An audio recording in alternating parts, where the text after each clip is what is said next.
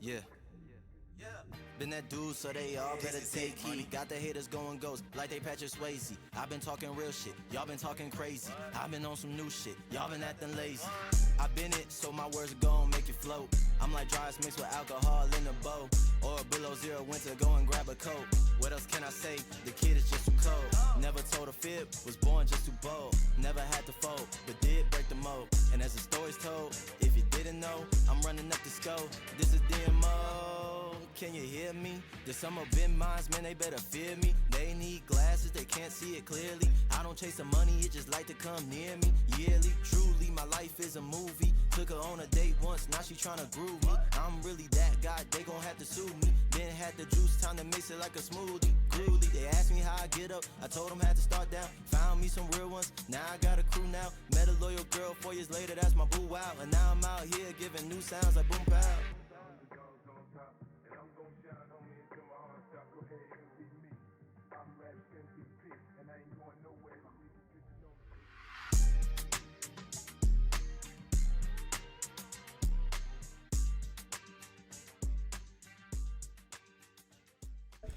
Ladies and gentlemen, welcome into the Haven, guys. Yet again, me and Kenny are back for yet another week of NFL coverage action for you guys. Guys, we got a lot to discuss this week. A lot to discuss. Guys, it was draft week.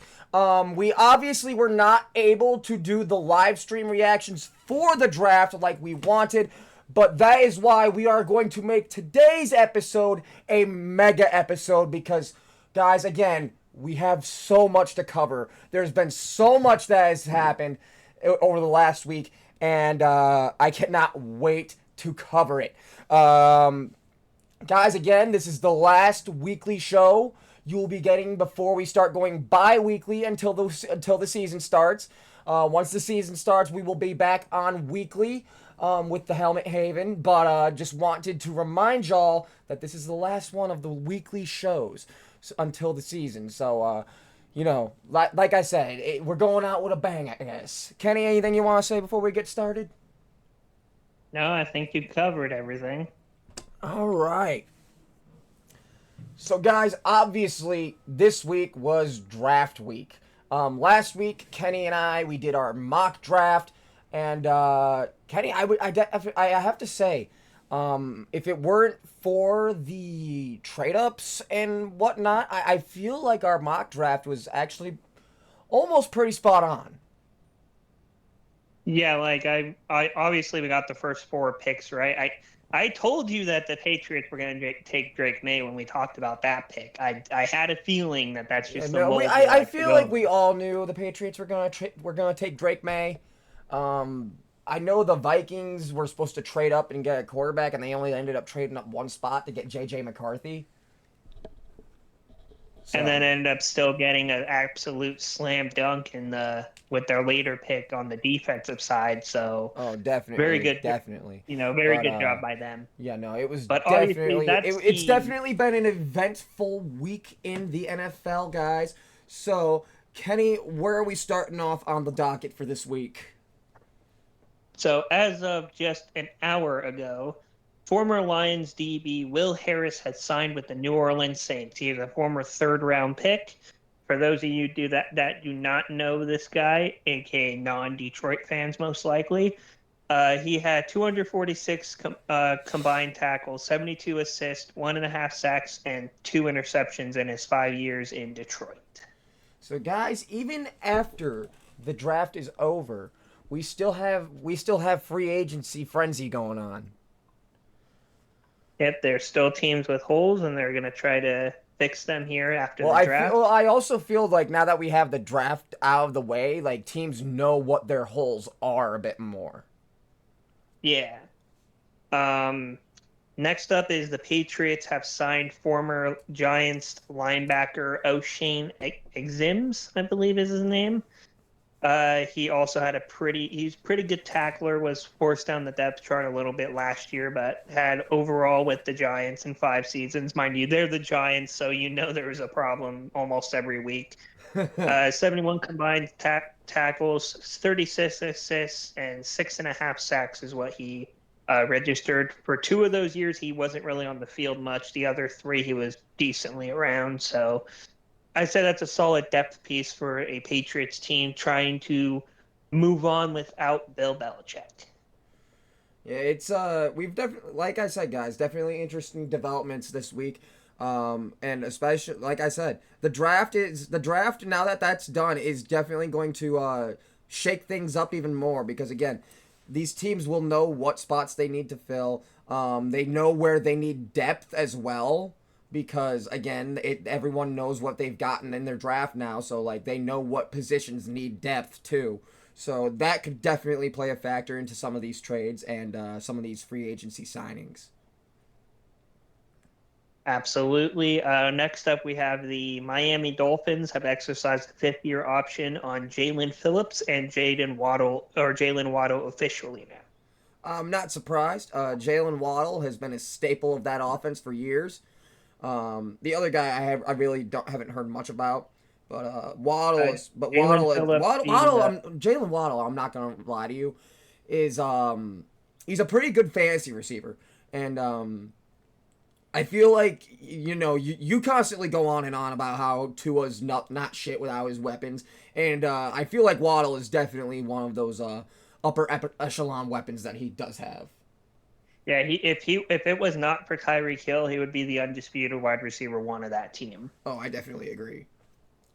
Okay, so for Jalen Phillips in 3 seasons, 146 combination tackles, 58 assists, 22 sacks, and 1 interception.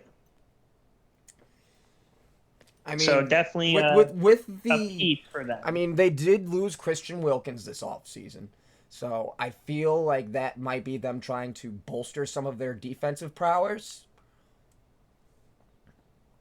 Yep, that definitely keeps a piece of theirs from leaving.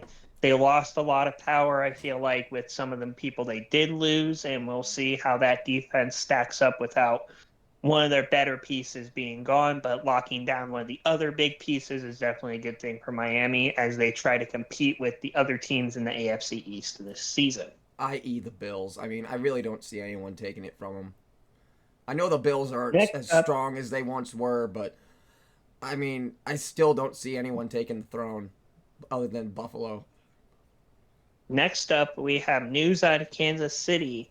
A 2-year extension making this player the highest paid at his position. All-Pro and Pro Bowler Travis Kelce has re-signed a 2-year deal with the Kansas City Chiefs.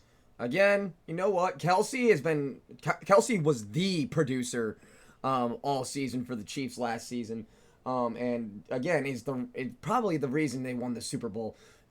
Taylor Swift. Yeah. Obviously, there's not much to say here. Top tight end in the league, obviously.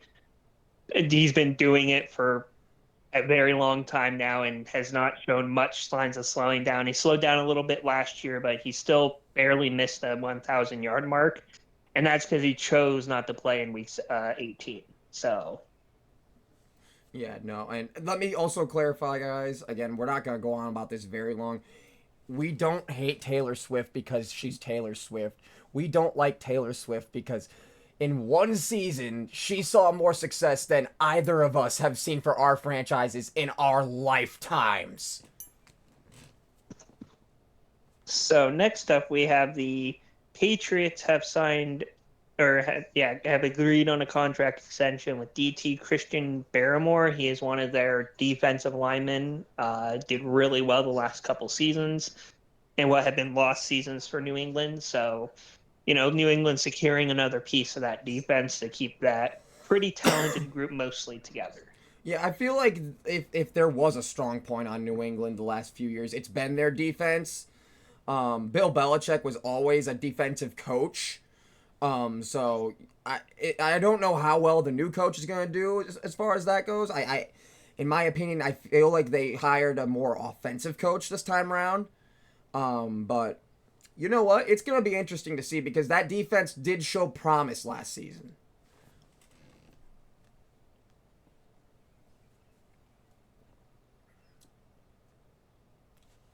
We having technical issues.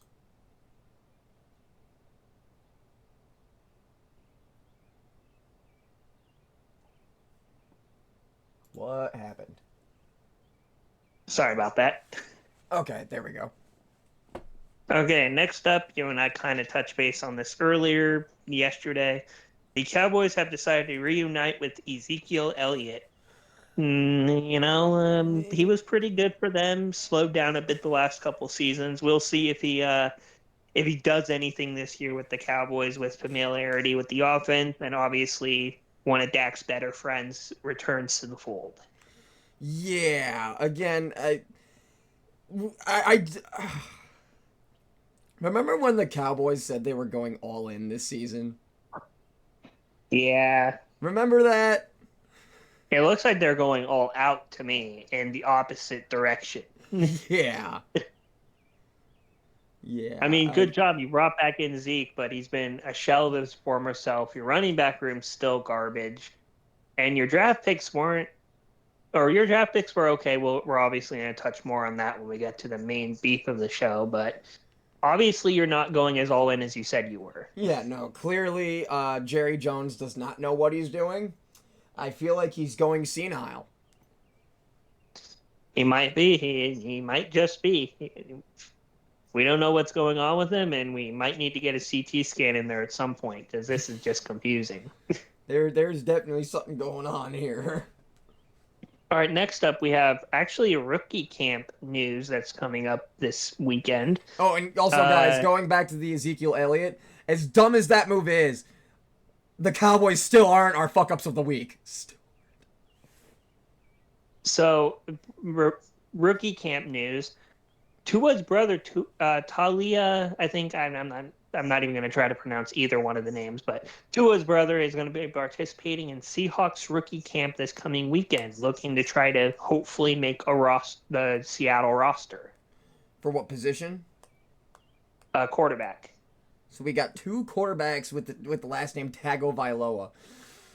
I mean, his brother's already known as turned the ball over, so I mean, it's not like he's got big shoes to fill. And I'm actually going to look up I think I looked up his stats a little bit the other day because I wasn't sure much about him, so I'm not quite sure how competitive he could be. But he started all 12 games last year, had 290 completions out of 437 attempts, 3,377 yards, 25 passing touchdowns, and also rushed in 5 touchdowns as well. What college?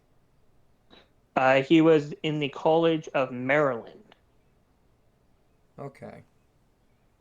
So he's pretty solid, and I think he could compete for the Seattle job. I definitely feel like he could at least land himself a roster spot. Probably not going to ever be the starter, but, maybe a third string, second string if he's lucky. Yeah, and I mean, that's all you can hope for because, injuries happen all the time. He might get a shot later. Yeah.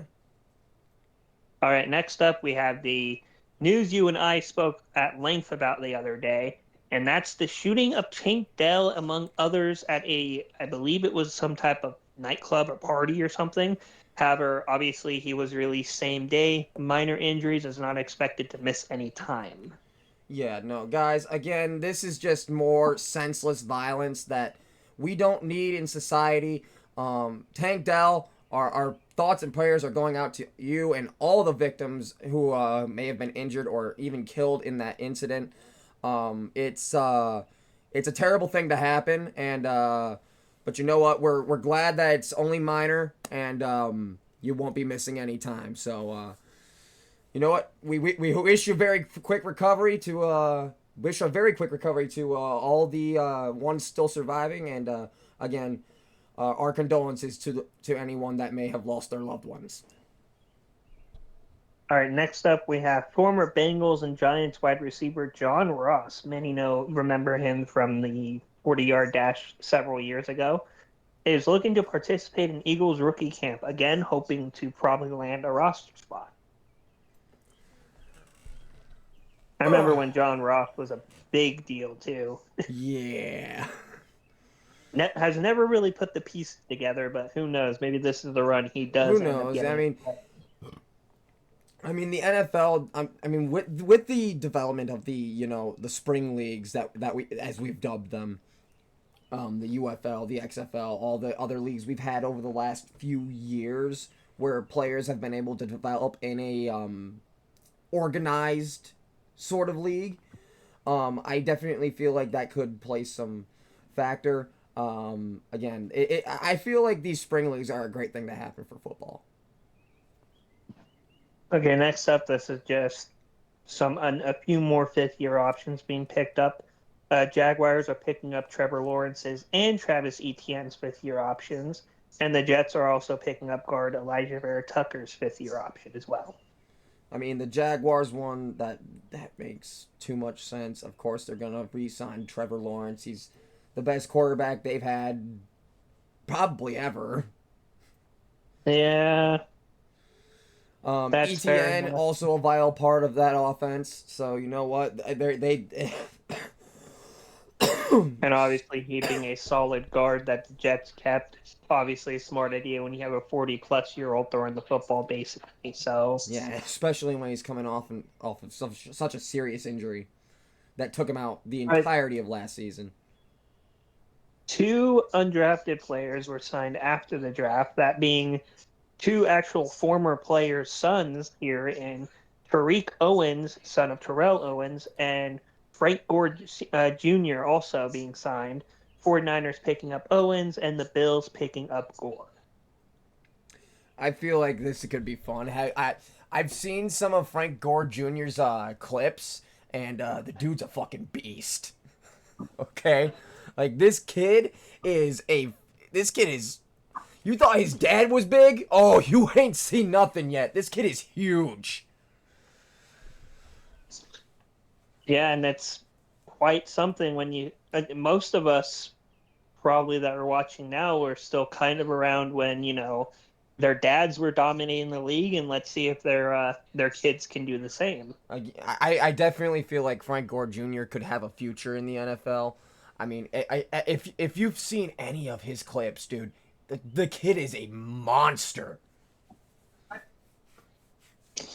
Yeah, most definitely. Like I actually watched him a little bit because I wanted the Chargers to get him as a late pick, and obviously that didn't end up happening with Frank Gore Jr. But I was in a lot of my mock drafts. I was taking him in the fifth, sixth round. That's kind of where we took a running back. Obviously, we're going to get more in depth about draft picks later, but he's a guy I was hoping we'd pick up, and obviously we didn't. And we'll see how he does with the team that decided to take a chance on him in Buffalo. Indeed, we will. Obviously, a Tariq logical Owens, I pickup really for don't know them. much about him. I don't know if you know anything about him. Obviously, he actually had a pretty solid stat line in college, from what I remember. Obviously, being the son of Frank Gore is a big, asterisk next to him. You mean Terrell But Owens? Because we're talking about Tariq. yep, and obviously they're going to have unfortunately, those shoes to fill when it comes to, that specific situation. Yeah, But with no. that being Well, you said, know let's what? get When to your the next. dad is as dominant as Frank Gore and Terrell Owens, you definitely got some big shoes to fill. But I feel like these kids might be up for the challenge. Okay, so next up we have the Panthers picking up the fifth-year option on standout cornerback J.C. Horn. Oh, Obviously, one of the few bright spots on what is a very, very bad football team. yeah. Again, guys, there's really not much to say about the Panthers. They're probably still gonna be a very bad team. It's gonna be baby steps from what the Bears did to that franchise last offseason, and yeah, it's gonna need time. They're gonna need time to recover. All right, so next up we have Matthew Stafford seeking a adjusted contract for more guaranteed money. This makes sense when you think of, his age and all that stuff. He's going to want more of it converted to guarantee it in case something happens to him this year. That's a smart move by Stafford, I think, to I try to can get definitely that agree with guaranteed that. money. I feel like this is probably I feel like he probably knows he's getting towards, you know, the later half of his career. So, you know, I mean, he's been in the league for how long now? He's been in the league, I think, since '09 Yeah, no, he's been or 8. around here for some time, guys. It's been at least 10 plus years. So, you know what? I again, I feel like his time might be coming sooner rather than later, but still a solid quarterback for what he is, especially at his age.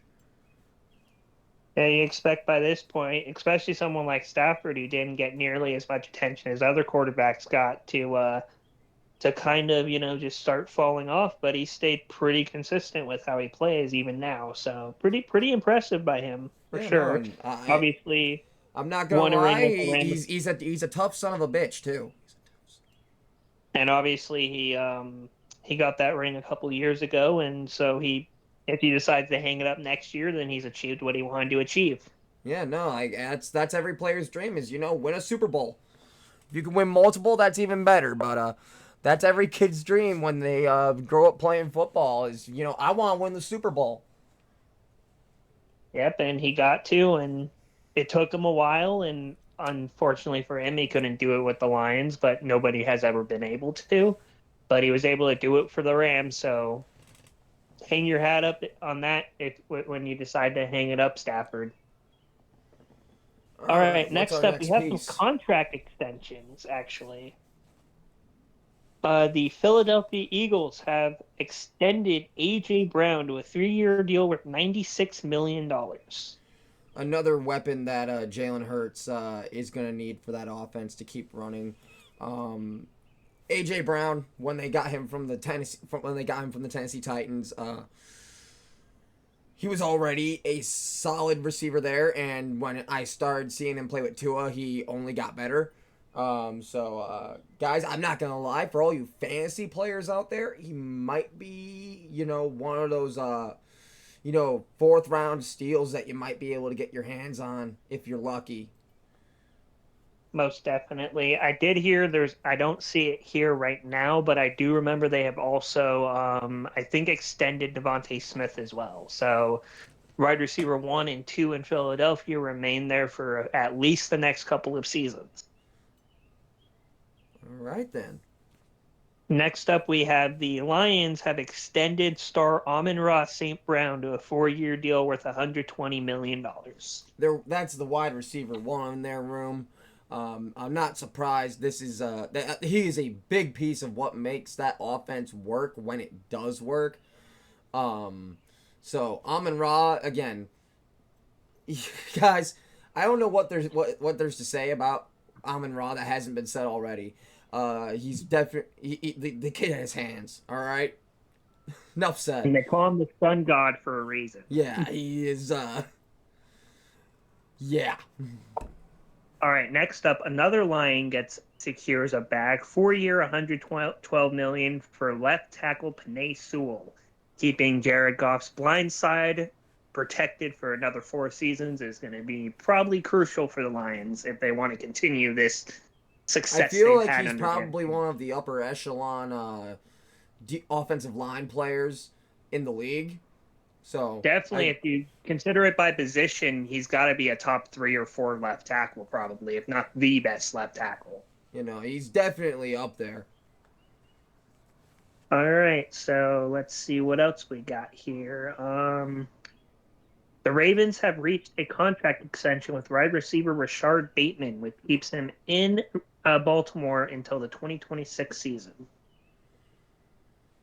You know what, Rashard Bateman, he hasn't done much throughout the last few seasons, so I don't really know what there is to say. I know the Ravens do have some wide receivers now, so you know that'll definitely help, and not to mention they have King Henry.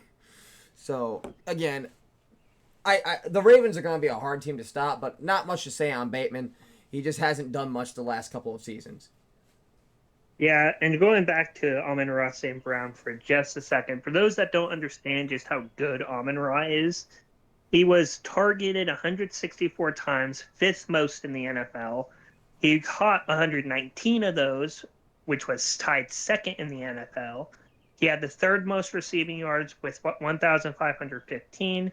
Yards per route, he was sixth with 2.7, and then average or EPA for receiving yards, 65.3, which is fifth in the NFL. So he definitely earned that contract for sure. What about rack yards? They don't show that in the next gen stats. Oh. At least not on that post. The Bengals have exercised a fifth-year option on Jamar Chase, obviously a no-brainer for them. Yeah, obviously. Jamar Chase and Joe Burrow. That's the 1-2 punch on that Bengals offense. So again, a no-brainer. Not much to say about him other than he's one of the top receivers in the NFL. I mean, all that dude does is catch big touchdowns. So stay there for another year and probably work on a long-term extension here this season. Hopefully, they lock him down for their sake. Indeed. The Steelers have done a simple restructure on pass rusher Alex Highsmith to create $7 million in salary cap, giving them a little bit of breathing room to probably sign their rookies and maybe work on adjusting some other contracts too.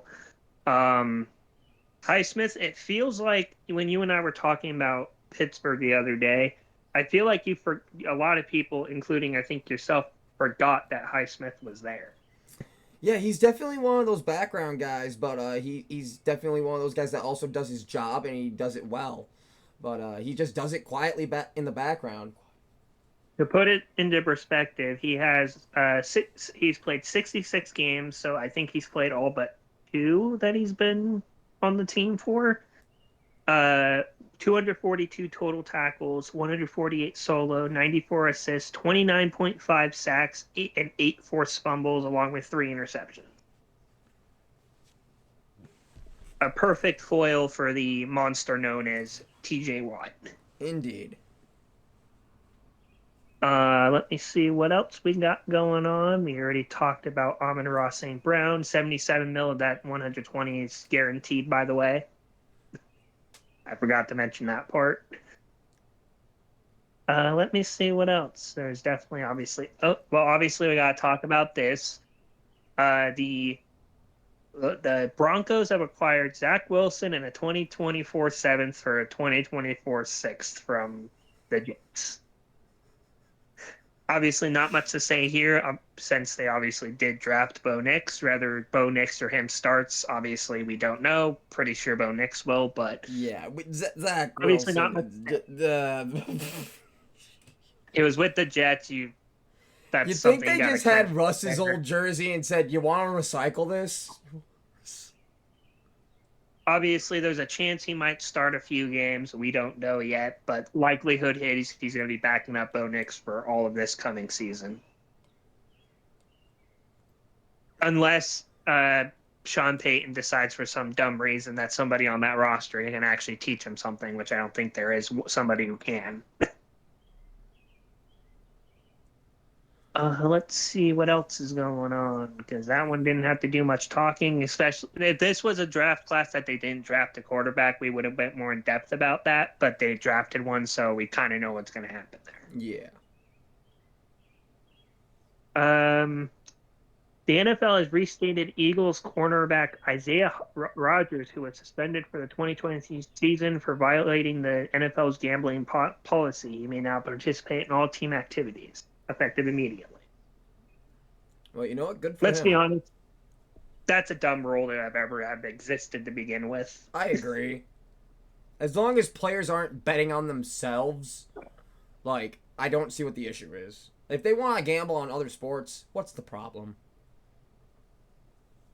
Yeah, to me, that's the same thing I would have said. It's like, there's not much reason to be a dick and, suspend someone just because they're gambling. Obviously, for those of you who don't know, the Houston Texans have unveiled new uniforms. They actually look really freaking good. Maybe I'll send the pic to Tame here, so maybe he can show you guys what it looks like for those that haven't seen it. That's entirely up to him, obviously. Oh, yeah, no, go for it. I'm going to go ahead and send that to you via message. Gonna send that to you via Facebook so that you can pop it up there. Yeah, hang on. I can't get into it on my PC. I'd have to make like a whole another scene with it. Okay, could send it to the Discord, I guess. Yeah, do that. And then I'll just delete the message once we're done there. All right, because I think obviously we'd want to show off the uniform. Yeah, I think these uniforms I'm about to send you. I think they're fucking sick. Houston's always had pretty good uniforms, though. I'm not gonna lie, they kind of have.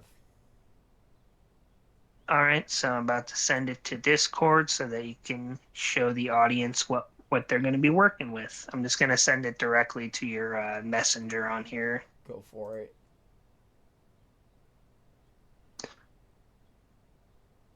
Okay. Give us 1 second, guys. I know some of you only watch this as a only like listen to this as a podcast, not really watch, but for those of you that are watching, we will be able to show you guys here in just a second. All right, there you go. I sent it. I'd say some pretty good uniforms. Once you see them, you'll be like, yeah, those are pretty good. Yeah, no, I saw them once you sent them to me. I'm not gonna lie, I like these red ones where like they got the horns here, like on the helmet instead of like the bowl instead of like the bull head, you know. I also like on the shoulders how they look like the horns. I love these uniforms. I ain't even gonna lie, these are dope. Those are like seriously some of the better new uniforms I've seen. Yeah, Those might especially considering we've had a lot of dumb uniforms the last few years, especially the Broncos' new uniform. God, is that ugly. Yeah, we all know who have the best uniforms in the sport. That would be the Chargers. Whatever you say, pal. Maybe some people might say Vikings or Ravens, though, to be fair. Those purple and black ones are pretty dope, too. Yeah, no, there's definitely some sleek uniforms out there, but we also have some very, very ugly ones as well. The creamsicles by Tampa come to mind with, the more dope ones. I'm not gonna lie, I kind of like the creamsicles, too. Obviously, the old school Eagle ones are really cool, too, the Kelly Green ones. Yeah. All right, so Okay, what's our next piece, or are we finally moving on to draft? We're talking Kansas City again, who have locked down Andy Reid until 2029. Jesus Christ. Dude's gonna work until Obviously, he's 80. that means the Chiefs dynasty is not dying anytime soon. Guys, Coach Reid ain't going nowhere. Kansas City Chiefs are here to stay, man.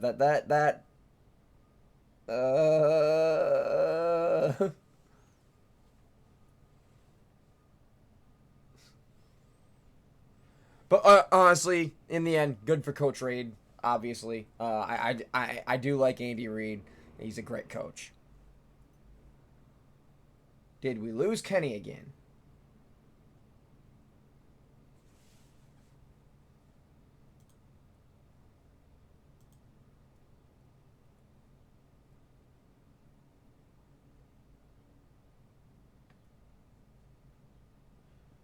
Excuse us, guys. Technical difficulties again. I have no idea what that was about. All right. He's back. But yeah, obviously that means the Chiefs dynasty is not going anywhere for the foreseeable future, unfortunately. Yeah, with Patrick Mahomes still being so very young, and Coach Reid ain't going nowhere. So let me see when the next one. Okay, so Texans are re-signing running back and core special teamer Dor Ogunbowale. He's a man. He got a 1-year deal. He's also a man that had to kick field goals for them last year when they were playing Tampa after their Miami Fairbairn got injured.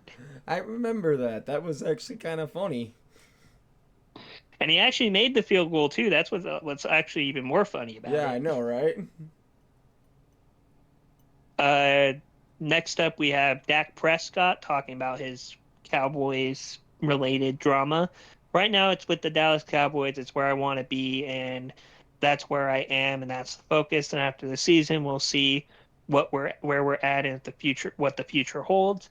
Obviously, Jerry Jones has not offered him a contract, or at least not a serious one. He also hasn't offered Micah Parsons anything, from what we know. So Jerry Jones saying he's all in looks even stupider now. Yeah, honestly, I honestly don't even know what other team in the league would want Dak Prescott. Right now, like maybe Dallas, not Dallas, maybe Vegas, maybe. Yeah, there's a Like, few you have maybes, Gardner but there's not really a team in the league that I could say like they would want Dak Prescott. Yeah, the only one I can think of would be the Raiders, and even then, it's like you could just draft somebody next year or get someone else that's better. uh, Let me see if there's anything else interesting that I have not mentioned yet.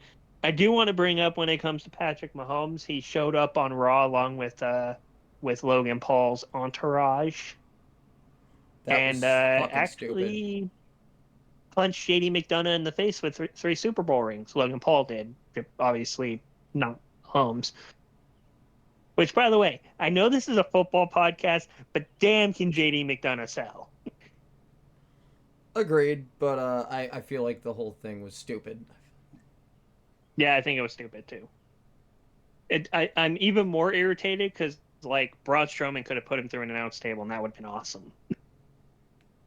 Okay, so the Packers have signed former Eagle and Titans offensive tackle Andre Dillard. He was a former first rounder for the Eagles.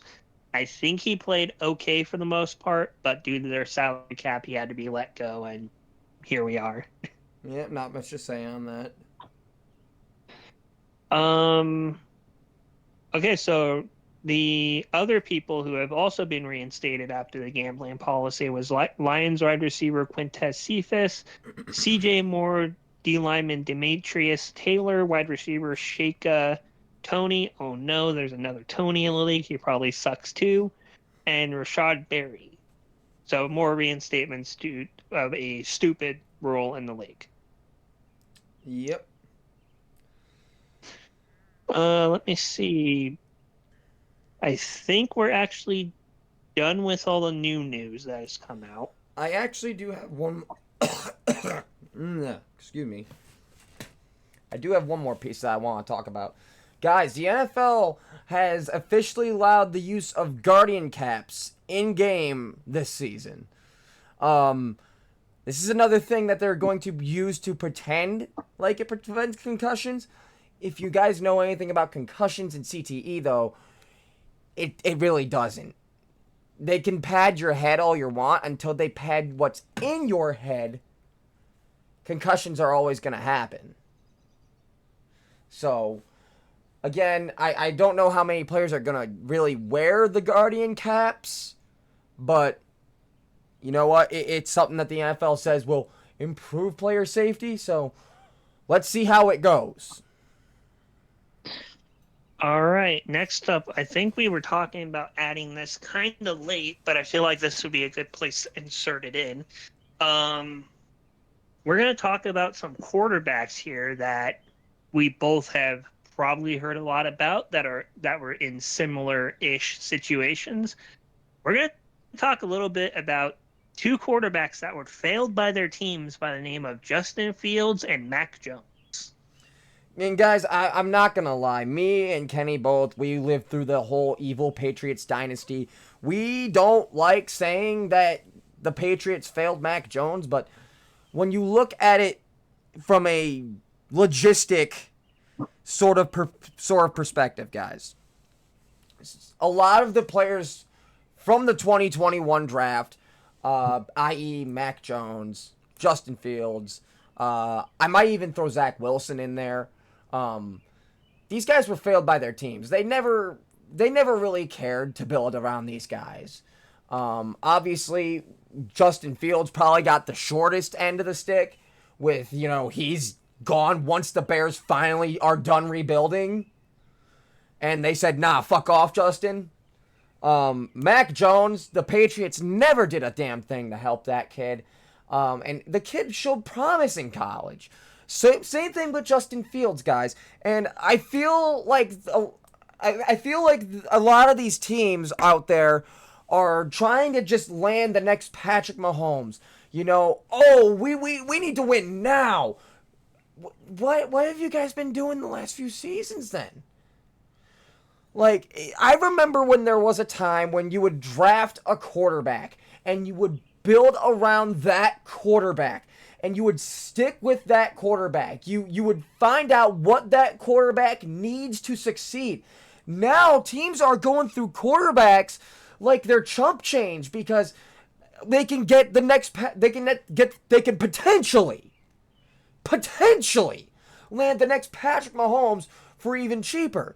And here's the thing that bothers me about that. If they do land the next Patrick Mahomes, by some miracle, they're going to have to cough up that money eventually. Yeah, and the thing is with specifically the two quarterbacks we talked about, for those of you that are going to be clamoring about how Caleb Williams is going to break the Bears passing record, let me ask you, if you put Caleb Williams on the teams that Justin Fields has had, do you really think he's going to finish the season, let alone throw for that many yards?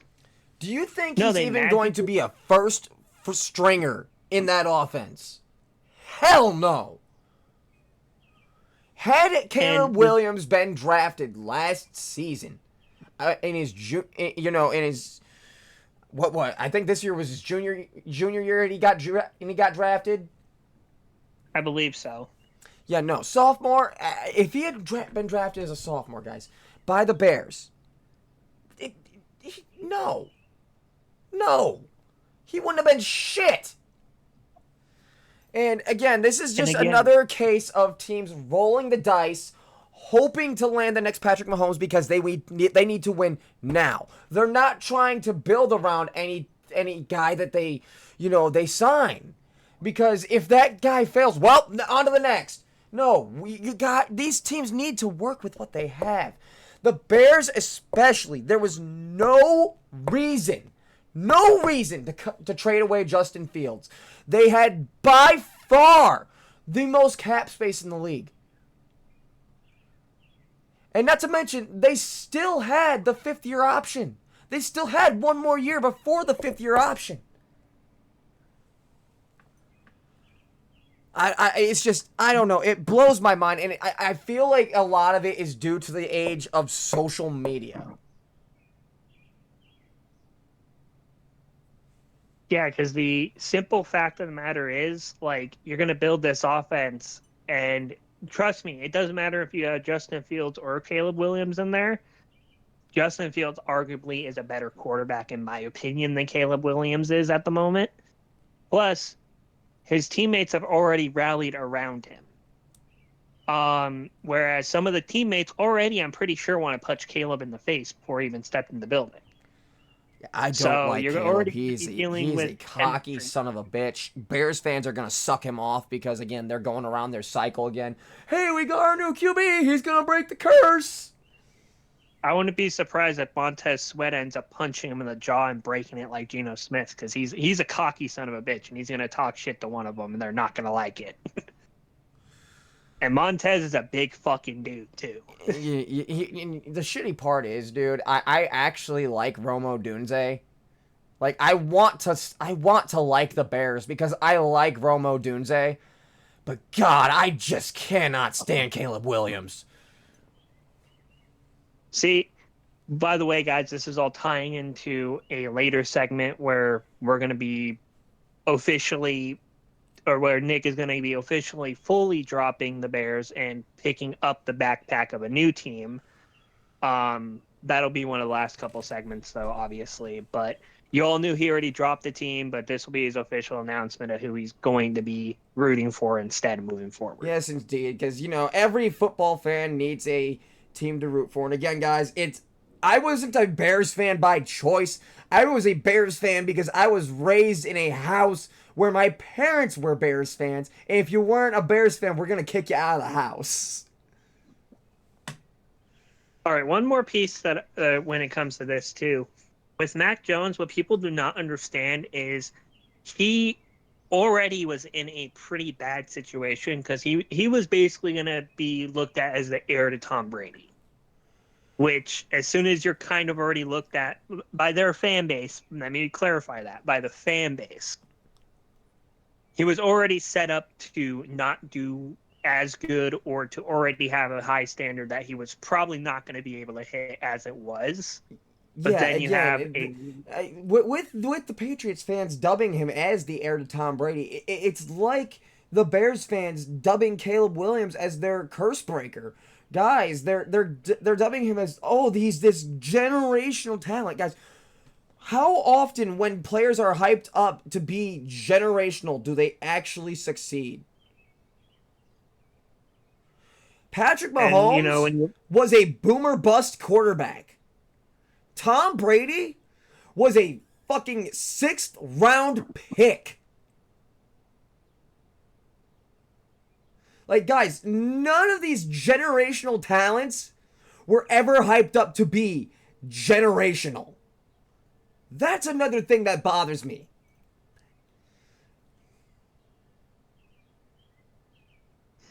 Yeah, and that's the thing. As we both mentioned, a lot of the players that come into the league already having that label attached to them, all it does is lead them to fail. Mac Jones is just one example of that. We still have not seen the Peyton Manning / Andrew Luck from Trevor Lawrence yet. We've seen flashes, but we haven't seen the full experience yet. We never got to see Andrew Luck turn into the Manning because he got injured, obviously, all the time because the Colts were stupid. Yeah, no, it's guys, when these players are when you hype up players as generational, they have such big shoes to fill, and then when they come short of filling those shoes, the fan base is instantly turns on them. And again, this all comes back to it's because we live in this age of social media. Teams not only want, but they need to win now. So they're just going with what's trendy. And still, one of the most annoying things that I've ever watched as a football fan is Colts fans booing Andrew Luck off the field after he announced his retirement. That was by far one of the most annoying, sad, anger-inducing, whatever you want to use, moments of football because he gave everything to that team. And the fans couldn't even cheer him when he was walking off the field. Yeah, no, guys, I guess what this really boils down to, this whole segment here, is we're tired of seeing teams fail these players. And I feel like the NFLPA might want to, look into that at some point, because there are so many teams out there that are just screwing over players that they don't really have a future because the team doesn't care.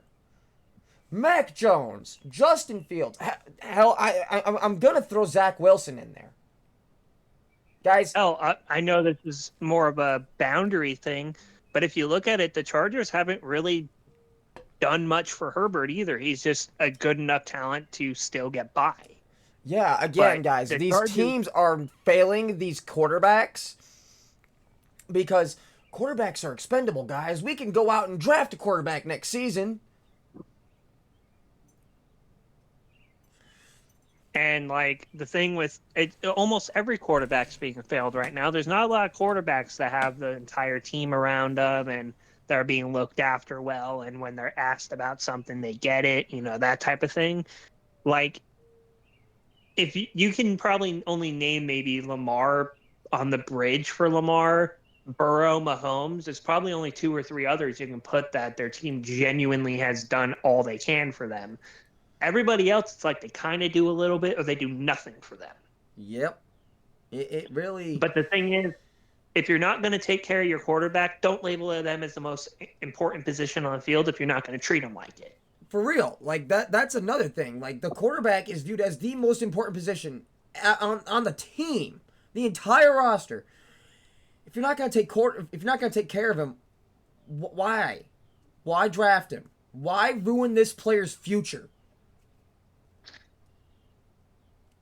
But yeah, I think we basically hit the nail on the head. Quarterbacks aren't always the ones that ruin their own stock. Typically, a lot of the times for a lot of the newer age players, for sure, it's the team that destroys them for the most part. Yeah, again, looking at the systems that Mac Jones and Justin Fields went into, I don't care if you're fucking Patrick Mahomes. You're not gonna succeed with those. You're not gonna succeed on those rosters. No way. We saw Mahomes with just Kelsey to throw to, and his stats went down. Yeah, he still won a Super Bowl, blah, blah, blah, blah, blah. But his stats did not look like Patrick Mahomes' stats. And that's the surrounding pieces not I've being said as good it as for they years. used to. I'll say it again. If the Bears had drafted, excuse me, if the Bears had drafted Patrick Mahomes over Mitchell Trubisky, Patrick Mahomes would not have been Patrick Mahomes. He'd be Patrick who? Who? Who? A Bears quarterback? Who? I mean, we have a lot of those. I mean, you look at the stats, and you guys have had like 100 fucking quarterbacks the last 20 years start a game. Like, what the fuck? And that's another reason why I think when the Bears are done with Caleb Williams, he's not going to be Caleb Williams. He's going to be Caleb who? All right, but I think that wraps it up with this segment. Now we get into the meat of the podcast where we talk about the grades for each draft. Now, I'm going to clarify this because you and I didn't talk much about how this was going to work. I think we look at who they drafted and if they fill needs with who they drafted or if they didn't, and that's how the grade's going to go.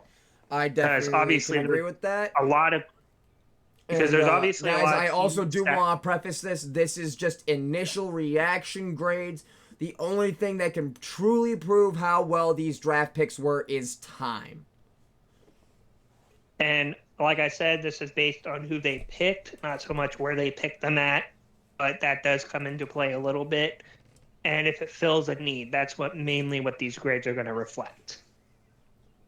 So we're going to start with the Arizona Cardinals, who drafted Marvin Harrison Jr., Darius Robinson, DB Max Melton, running back Trey Benson, guard Isaiah Adams, tight end Tip Raymond, Elijah Jones for a DB, Dorian Taylor Demarison, who's also a DB, a linebacker, and Xavier Thomas, offensive tackle Christian Jones, wide receiver Trajan Palmer, and then Jaden Davis, who is also a DB.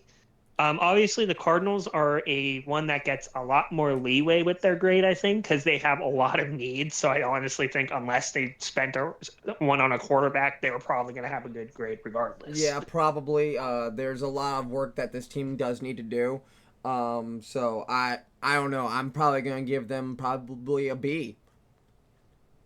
Yeah, I'm going to give them a B too. Obviously, with them, we have to grade it a little bit more on a curve because, like we said, there's so much they do need. They can easily give them an A or A plus no matter what because they're going to have positions of needs filled from top to bottom with the draft. But we got to at least look at the fact that that is how their team's set up, and that's why they're getting a B from me too, not an A, because it would be too easy to give them an A with all their holes. Yeah.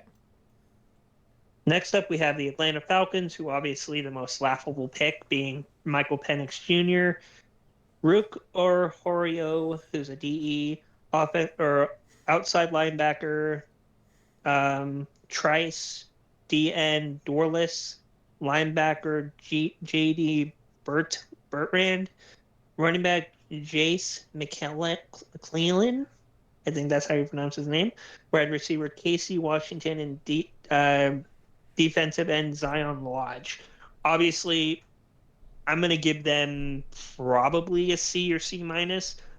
If they picked anything else with their first round pick, they'd have a higher grade, but just that one pick really fucks I'm up going their grade. to ride with that as well, a C. That first round pick. By the time Michael Penix is actually going to take a snap for the Atlanta Falcons, he's gonna be like 40. Injury, by the way, pending injury. Yeah. Kirk Cousins is old, so that could happen. But Kirk Cousins has also been very durable too, so I don't see him getting I another don't injury. see why the Falcons needed Michael Penix. They just when they had Kirk Cousins, why draft Michael Penix? Yeah, that's again, if they pick literally almost any other position, they would have probably at least had a B minus maybe. But selecting a quarterback is definitely an L for them. Okay, next we're going to talk about the Baltimore Ravens, who got Nate Wiggins, Roger Rosegarden, Adisa Isaac, Devontae Walker, TJ Tampa, who's somebody that I was looking for the Chargers to get, Rashawn Eli, Kentucky quarterback Devin Leary, Nick Samok, who's a center, and a DB in Arn, I think is his last name. I'm gonna give Baltimore actually an A minus. They refilled all the needs of players that they had lost, and they got a new backup for Lamar, as I don't think they have one on the roster right now. Yeah, So no, that's a pretty I fun. don't think Tyler Huntley is with them anymore. So, discount Lamar Jackson will not be present. But yeah, Again, guys, the difference between this and the Falcons is the Falcons selected a quarterback they expect to start sooner rather than later, whereas Baltimore literally drafted a backup in case something happens to Lamar. yeah, Okay, next up we got the Buffalo Bills, who notably traded back into the second round after trading back twice in the first. They got Keon Coleman, Cole Bishop, Dwayne Carter, Ray Davis, Cedric Van Pren Granger, who I think is one of the international picks this year. Dauphion Olofoshii, I think is another one that's from another country. Javon Solomon, Tylane Grabble, Hardy, and Clayton. By the way, that's wide receiver, DB, DT, running back, center, linebacker, defensive end, offensive tackle, DB, offensive tackle. Just so we know if they address their needs or not. I think they did a pretty solid job. I don't think trading back was smart because they handed Kansas City another weapon by doing so. yeah. No, I don't like But that either because Kansas City went and got themselves another Tyreek Hill. But if we're putting it under a microscope for just the Bills picks, I'm going to probably give them a B or a B minus because they still addressed all their needs. They actually, I think, picked up a little bit of draft capital by trading back, which allowed them to more fill their roster out with some good depth too for their older positions. I can definitely agree with that. All right, next up we got the Carolina Panthers, who obviously did not have a first round pick up until being traded up with the Bills in order to have one. Xavier Leggett, Jonathan Brooks, who's a running back, linebacker Trayvon Wallace, tight end Jatavion Sanders, DB Chow Smith Wad, defensive end Jaden Crumbly, and linebacker Michael Barrett. This, much like the Cardinals, they have a lot of freaking holes, if not more than the Cardinals do. So you're not going to be able to give them a high grade because of how many holes they have. But I also don't think this was a bad draft. I think I'm going to give them probably a B minus, maybe a B. Yeah, no, I can definitely agree with. I'm gonna roll with the B minus just for the sake of there's that curve there. There's too many holes on this team that need to be filled. So like it again, this is another team that oh, we could just give them an A because like every pick they had filled a hole, but there's so many holes on this team that still need to be filled. Yeah, and that's just the way it is. Obviously, again, guys, if that curve wasn't needed and those were drafted because those were the only positions they needed, the grade would be different. But because of the amount of holes on the team, you can't really give them an A. Okay, next up we have the Chicago Bears, who drafted Caleb Williams, Roma Dunze, Kyrain Amagidia, who's an offensive tackle, a punter in Torrey Taylor, and a D end in Austin Booker. I honestly am not going to draft or rank it as high as most people will, because most people are giving them an A just because of Caleb and the wide receiver. But if you look, like, they got an offensive tackle that they obviously needed, but you could have literally signed that punter in free agency. And that DN you didn't really need because you already have like a full front seven plus some depth there already. So I feel like you wasted 2 of your 5 picks. I'm gonna give him a. I'm still gonna give him a B plus probably. I'm just not gonna give him an A. You know, I can't give this team an A. Either. Again, I feel like Caleb is going to bust here. I feel like the Bears are still going to blow it because Matt Eberflus is again still in town. And guys, the monumentous collapses from Matt Eberflus against Denver, Cleveland, few others come to mind. Were The not. Lions. Yeah. Yeah, those were not Justin Fields' faults. Those were Matt Eberflus is a fucking idiot coach. Guys, Matt So yeah, I think Eberflus it's is not a good mostly- coach. I don't care what Bears fans think. Guys, my biggest thing with the Bears, right? They're big because they're big on because we got the new quarterback and all that. Guys, it's an organizational dysfunction. They need to change how they're running the team. And Bears fans are all big and bad on Ryan Poles. And guys, Ryan Poles is just doing the same thing that Ryan Pace did. He got rid of their quarterback way too soon. Went and drafted the next, big social media quarterback. And now he's going to fail here because he still has a fucking dumbass coach. Guys, they didn't change how they're running the team. They just changed who's doing it. Yeah, so I think we both basically agree it's a B or a B minus for that one. Okay, so next up we have you can still hear me, right? Yes. Okay, just making sure. So next up, we have the Cincinnati Bengals with Amarius Mims and offensive tackle DT Chris Jenkins, wide receiver Jermarian Burton, nose tackle McKinley Jackson, tight end Eric Ollie, not sure, DB Josh Newton, tight end Tanner McLaughlin, defensive end Cedric Johnson, DB Dejon Anthony, and center Matt Lee. I think the Bengals did a good job here. They got some extra depth there on the line. They got some new tight ends to compete for the starting spot there. They got a wide receiver because I believe they already have lost Tyler Boyd, so they basically got the Tyler Boyd replacement there. Plus a few pieces on defense to help it kind of rebound after some of the losses they've had. Overall, I'm going to give them probably a B or a B minus. Yeah, I can probably roll with a B because, again, the Buffalo Bills, there's a lot of needs that they are going to need. They're not as strong as they were. Obviously, this team did lose Stephon Diggs, which was a big piece of that offense. So there's a lot of team. There's a lot of minor adjustments and tweaks that they're going to need to make. We were talking about Cincinnati, by the way. Oh.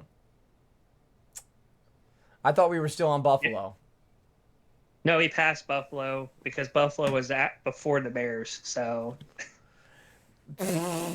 Oh my God. So Cincy. I don't know why my brain registered you saying Buffalo Bills. The only thing I can think of is your brain only heard the starting portion of Bengals, and you probably thought that. Maybe. But yeah, I give them a B. I think offensive tackle, defensive tackle, wide receiver, nose tackle, tight end, DB, tight end, D end. Yeah, no, I'm looking at their draft picks now.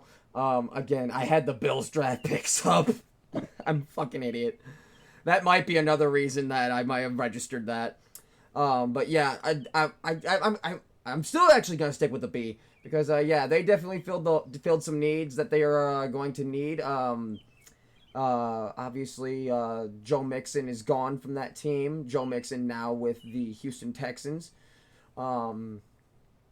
Yeah, Obviously, getting a tackle and a center to help protect Joe Burrow is definitely important as well. yeah, they're definitely going to need to protect Joe Burrow. That he is the catalyst of what makes that offense run. Which, by the way, they did re-sign his backup, Jake Browning, to a 2-year deal as well. So they secured a pretty good backup, in my opinion.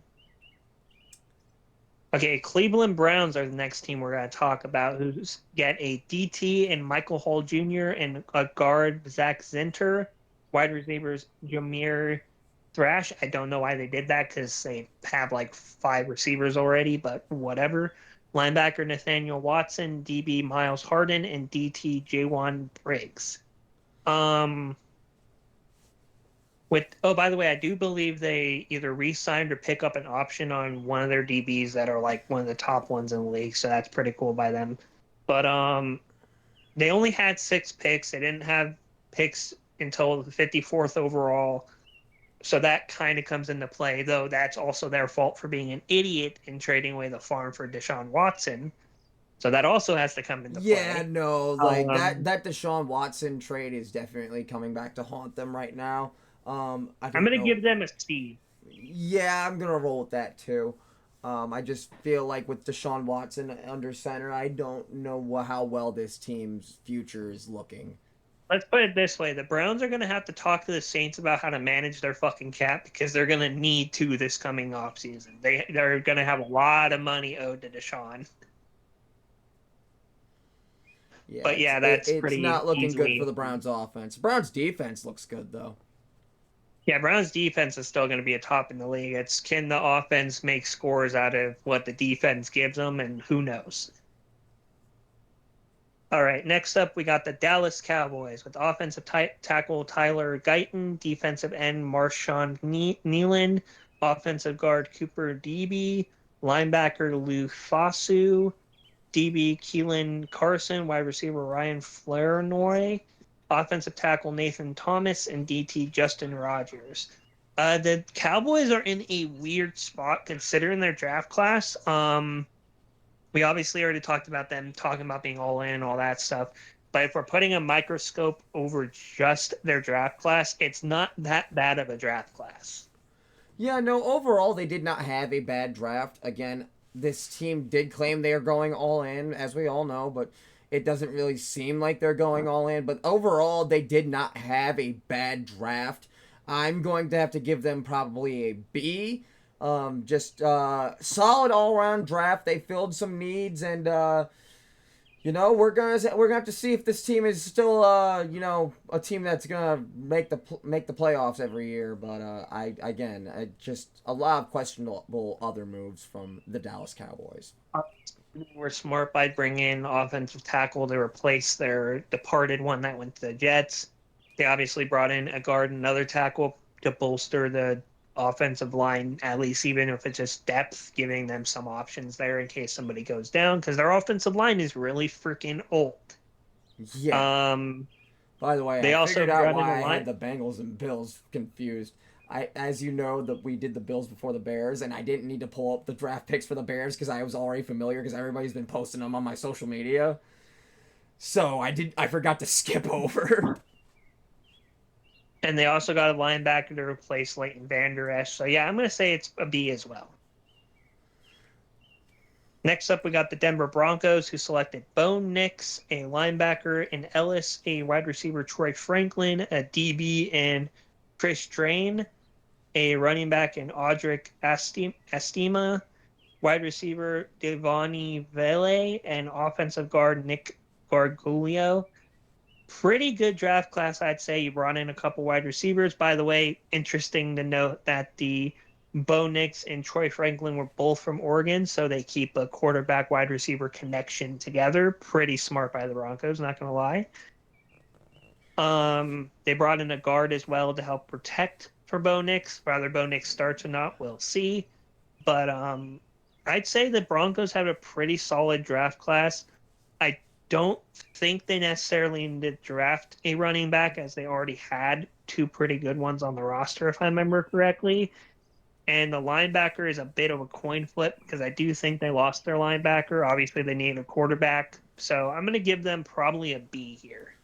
Yeah, I'm gonna roll with a B. The Broncos did overall have a pretty good draft, and they didn't even really need to trade up to get Bo Nix.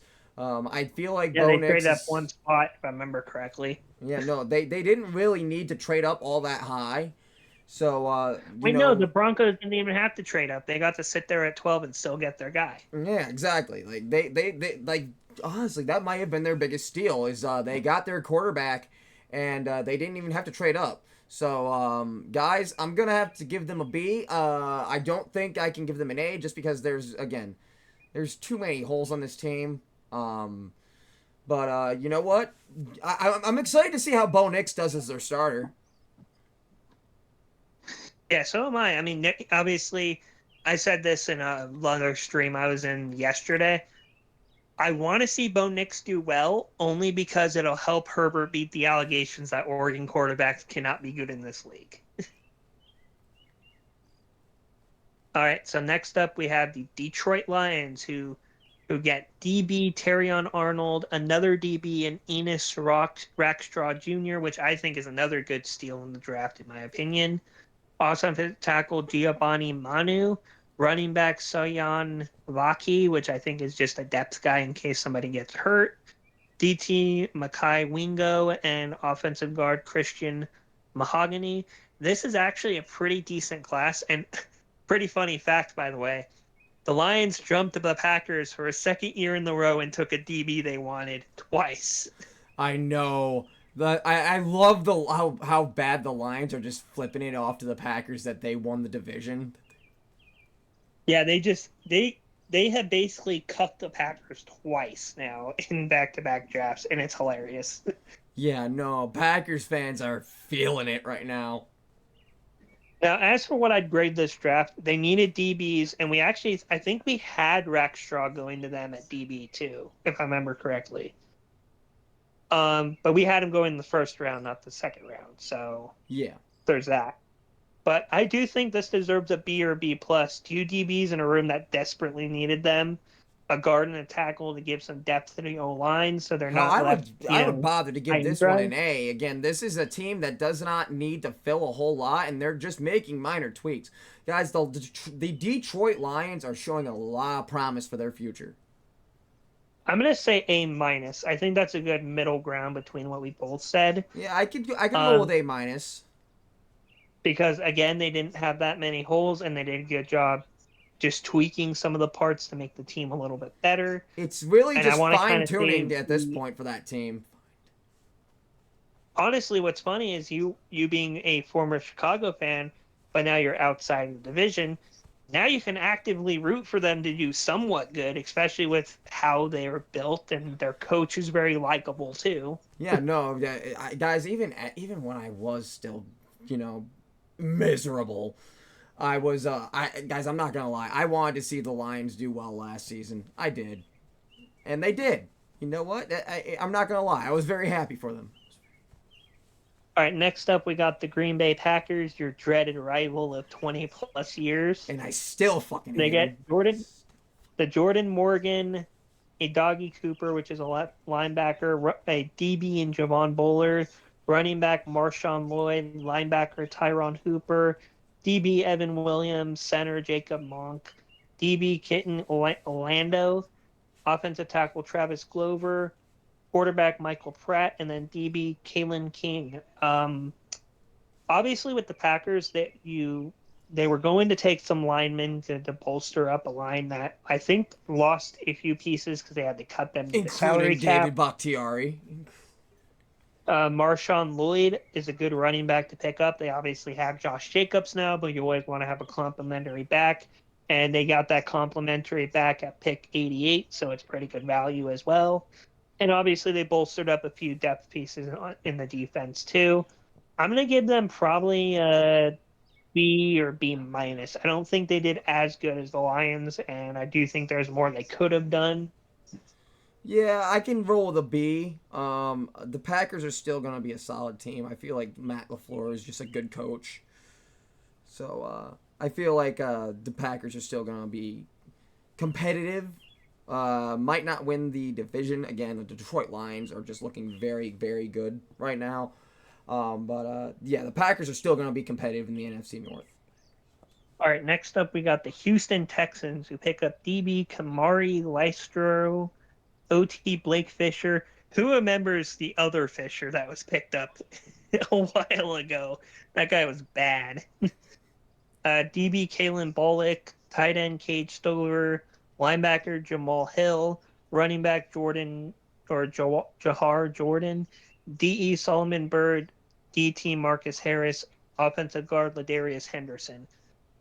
Again, really good picks across the board. You gotta love what D'Amico Ryans is building over there because none of these picks feel wasted to me.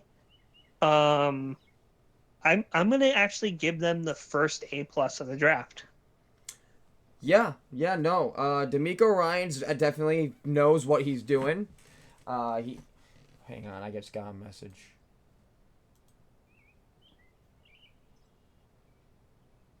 $5.17.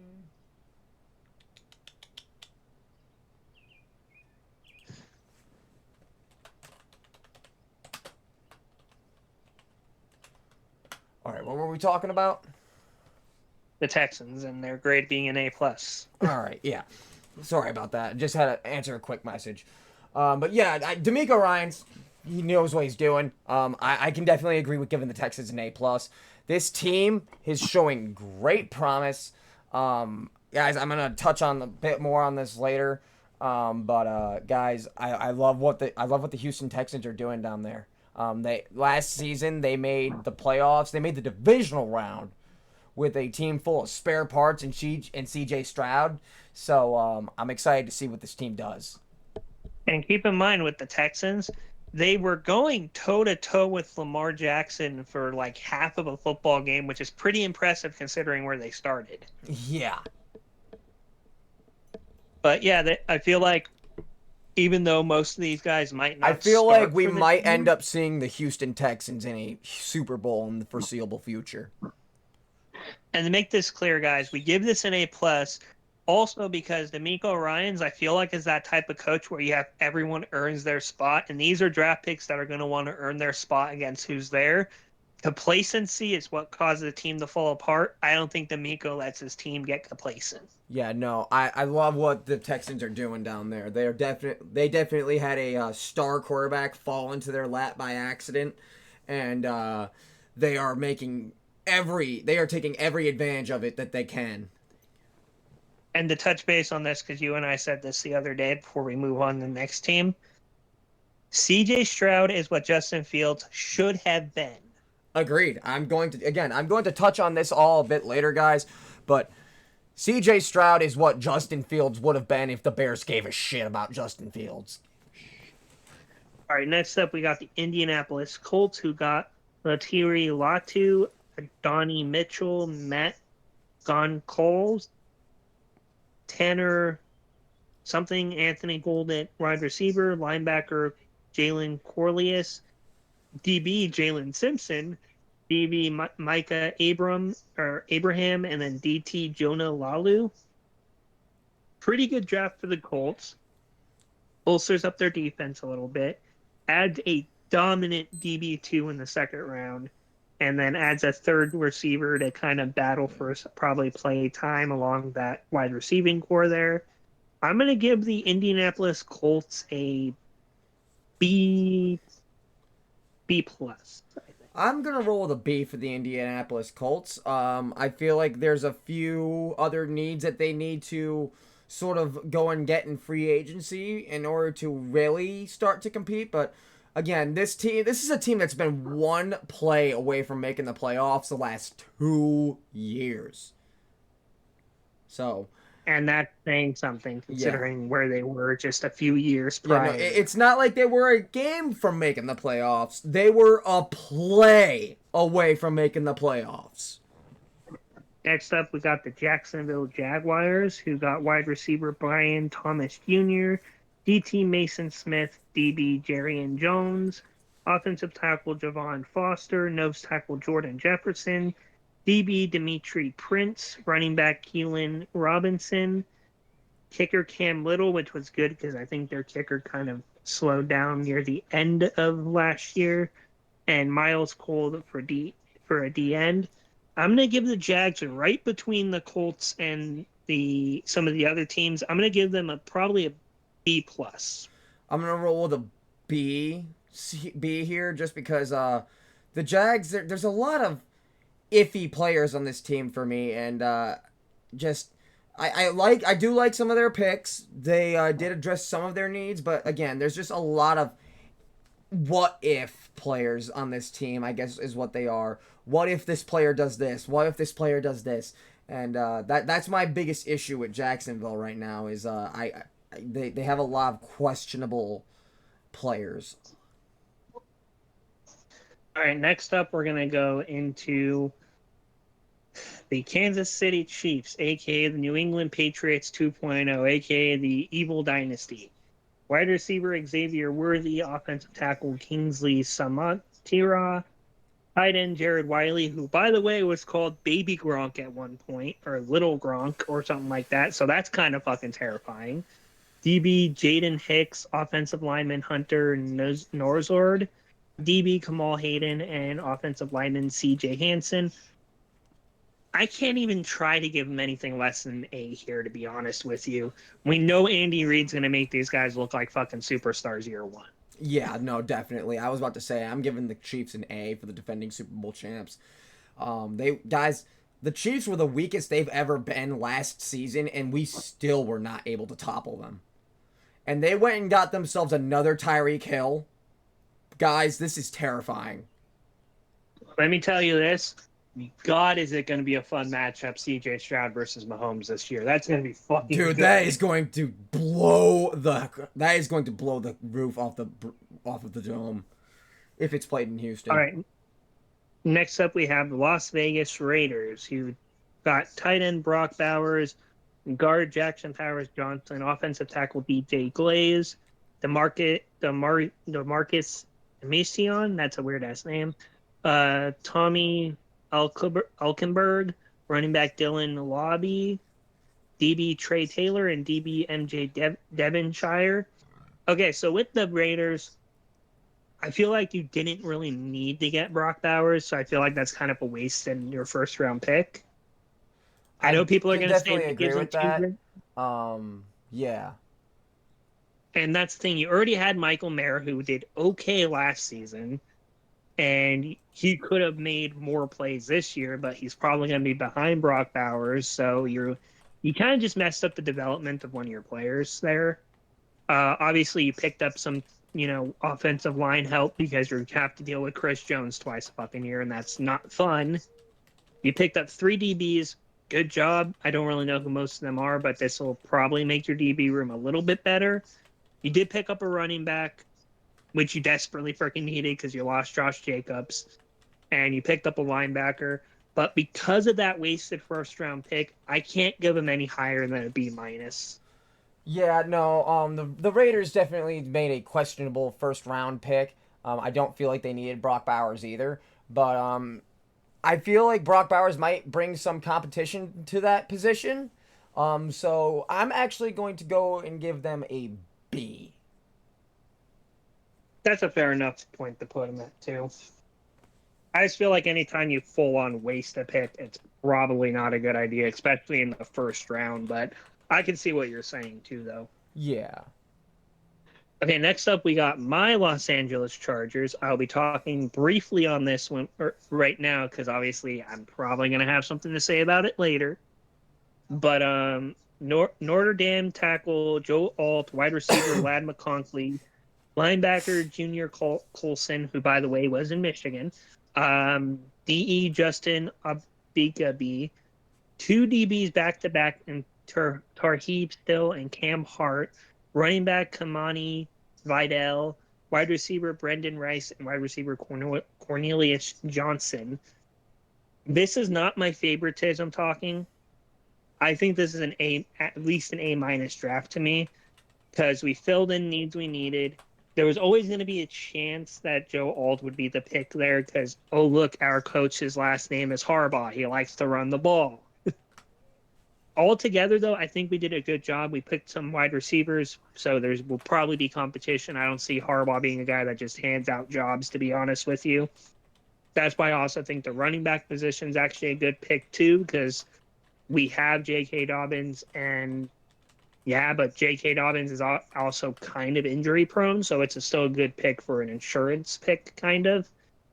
Two DBs that we desperately needed as is Asante Samuel, Christian Fulton, and nothing after that. DN, pretty good because we didn't really have any like surefire D linemen on the team at the moment that I can remember. A linebacker being familiar with the new head coach is obviously a good thing. Was a captain for Michigan, and then obviously wide receiver. I don't think I have to talk about Ladd McConkey. He's basically a younger, faster version of Keenan Allen, in my opinion. So yeah, I'm going to give him an A minus. I'm gonna give them a B, just because I don't know how well this team is going to do. I feel like there's going to be some growing pains. If you know what I Remember, mean. this is based on the draft, though, not how they will play. It's based on where Yeah, they were no, and picked. I'm talking about the players that they did draft. I feel like some of these players are going to undergo some growing pains from that transition from college to the NFL. So I feel like they did do well.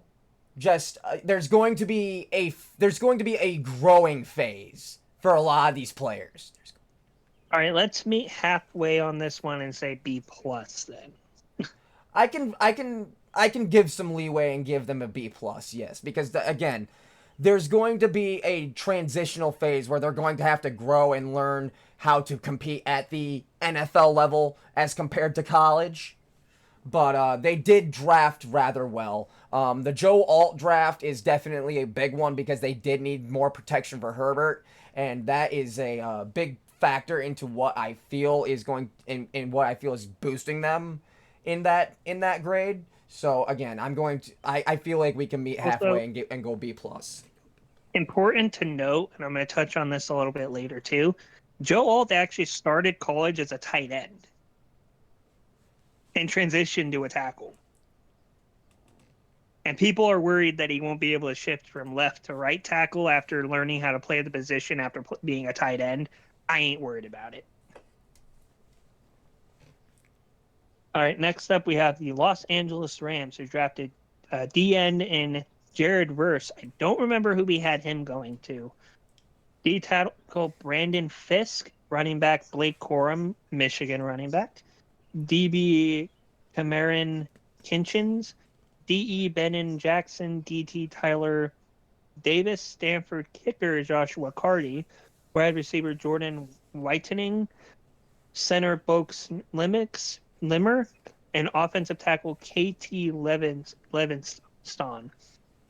First thing to note here, they definitely went all in to rebuild this D line after the loss of Aaron Donald, and I think they did an excellent job making sure there's a lot of bodies there that could start and could make an impact, who altogether might be able to become a four-man unit that can represent Aaron Donald if they play good enough. But overall, it's a really good draft in my opinion. They definitely obviously spent a lot of picks on defense, but you lose an all-pro, Hall of Famer like Aaron Donald, that's expected. You bring in a kicker after your last one, I don't think did too well. You brought in a wide receiver because you lost a few. You brought in a couple linemen, and then you brought in a running back in Blake Corum, who is probably going to back up Kyrene Williams, who was a really good fantasy guy last year. Not to mention, guys, they finally had a first round pick. Yeah, who they used on Jared Verse, who's a really good defensive end. We're gonna say for the Rams, I think I'm gonna give them the same grade as we together gave the Chargers. I gave them a B plus. Yeah, I was going to give them a B plus anyway. I feel like the Rams definitely had a great draft, and I'm excited to see what this team can do. I feel like it's also for the same copy paste reason, growing pains. Yeah, Some of these guys are going to go through growing pains. There's going to be that transitional phase from college to the NFL. All right, Miami Dolphins select linebacker Chop Robinson, offensive tackle Patrick Paul, running back Jalen Wright, linebacker Muhammad Kamara, wide receiver Malik Washington, DB Patrick McMorris, and wide receiver Taji Washington. Um, Miami did a okay job here. I mean, they picked up a linebacker to replace, Bradley Chubb that left them in free agency, an offensive tackle to help rebuild what they lost there. But they pick up another speedy running back because that's all this team knows how to do is get speed and hope that that works. A linebacker's pretty good and two wide receivers pretty good as well.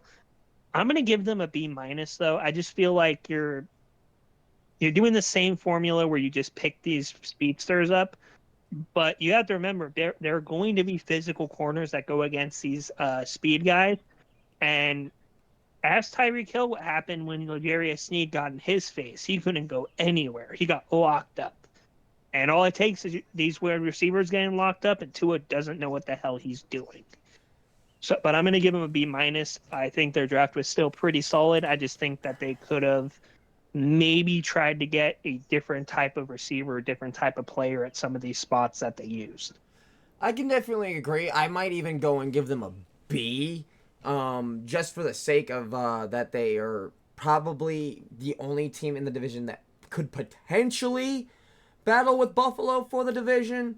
I mean, at least in my opinion, I don't really see the Jets doing it with a 40-something-year-old Aaron Rodgers. Yeah, I just hard to say about Miami.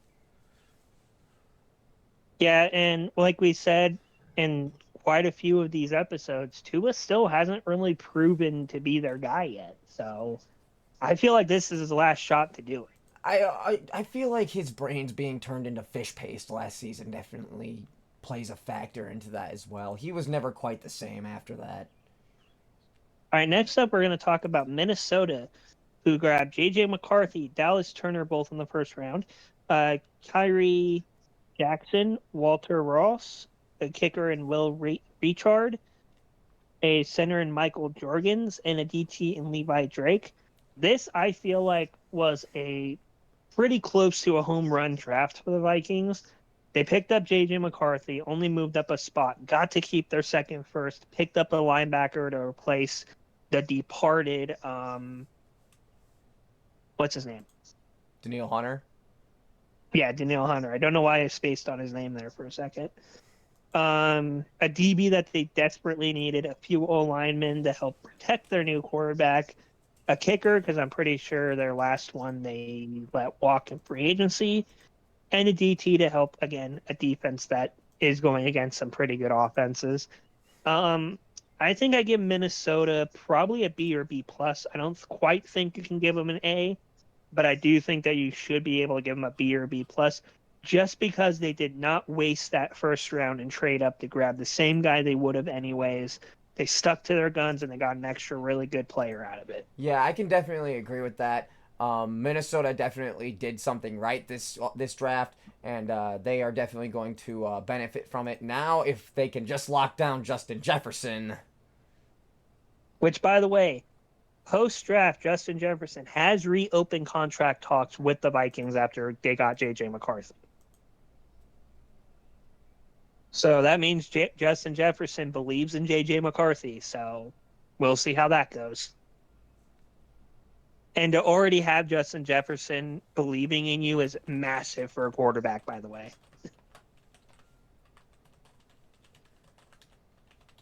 Did it cut me off again? No, you're good. I'm just answering Okay. a message. I always have to check now because the last time that happened is what happened. All right, so next up we have the New England Patriots, who picked up Drake May, Jalen Polk, Caden Wallace, Layden Robinson, Javon Baker, Marcella Style, Joe Milton II, and Raheem Bell. That's quarterback, wide receiver, off full guard, wide receiver, DB, quarterback, tight end. Now, a lot of people are like, why would they pick up a second quarterback in the draft? But, like, you got to think they already have PTSD. They still probably blame Mac Jones more for them than themselves. Mac Jones was a first round pick. He didn't work out. So maybe this is just an insurance policy for them to have that second quarterback on the roster.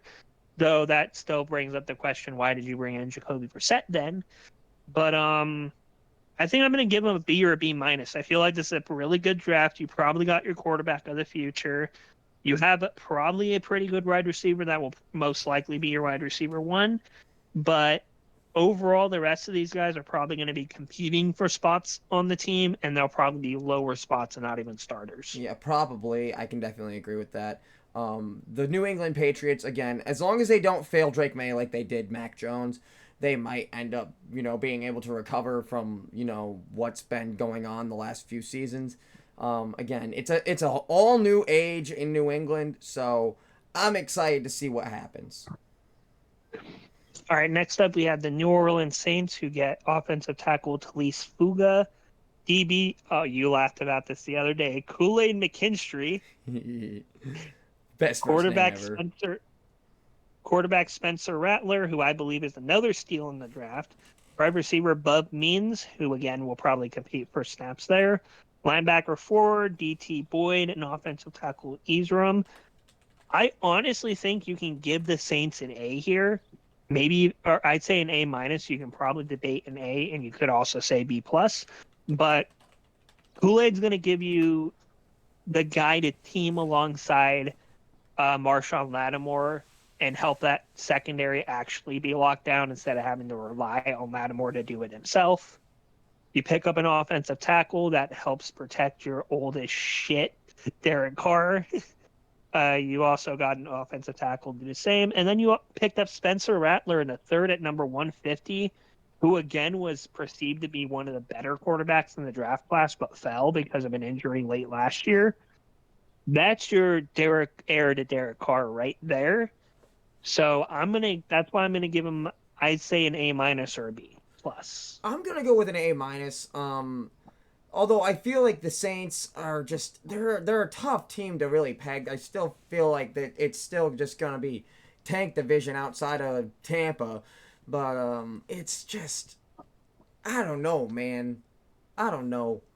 I got very mixed feelings about the Saints right now. Yeah, they're definitely hard to peg. I think just based on what they did fill needs wise, that's why the grade's where it is. But Yeah, again, there's the still problem work to with be that done in division, New Orleans.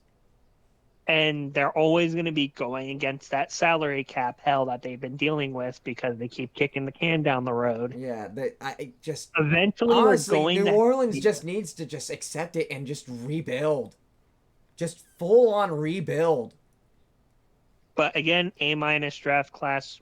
I think if you actually decide to do a rebuild, you have some good players here in this draft class that you can definitely start your foundation around. So even if we look at it as them potentially building after next season, this is still a solid draft.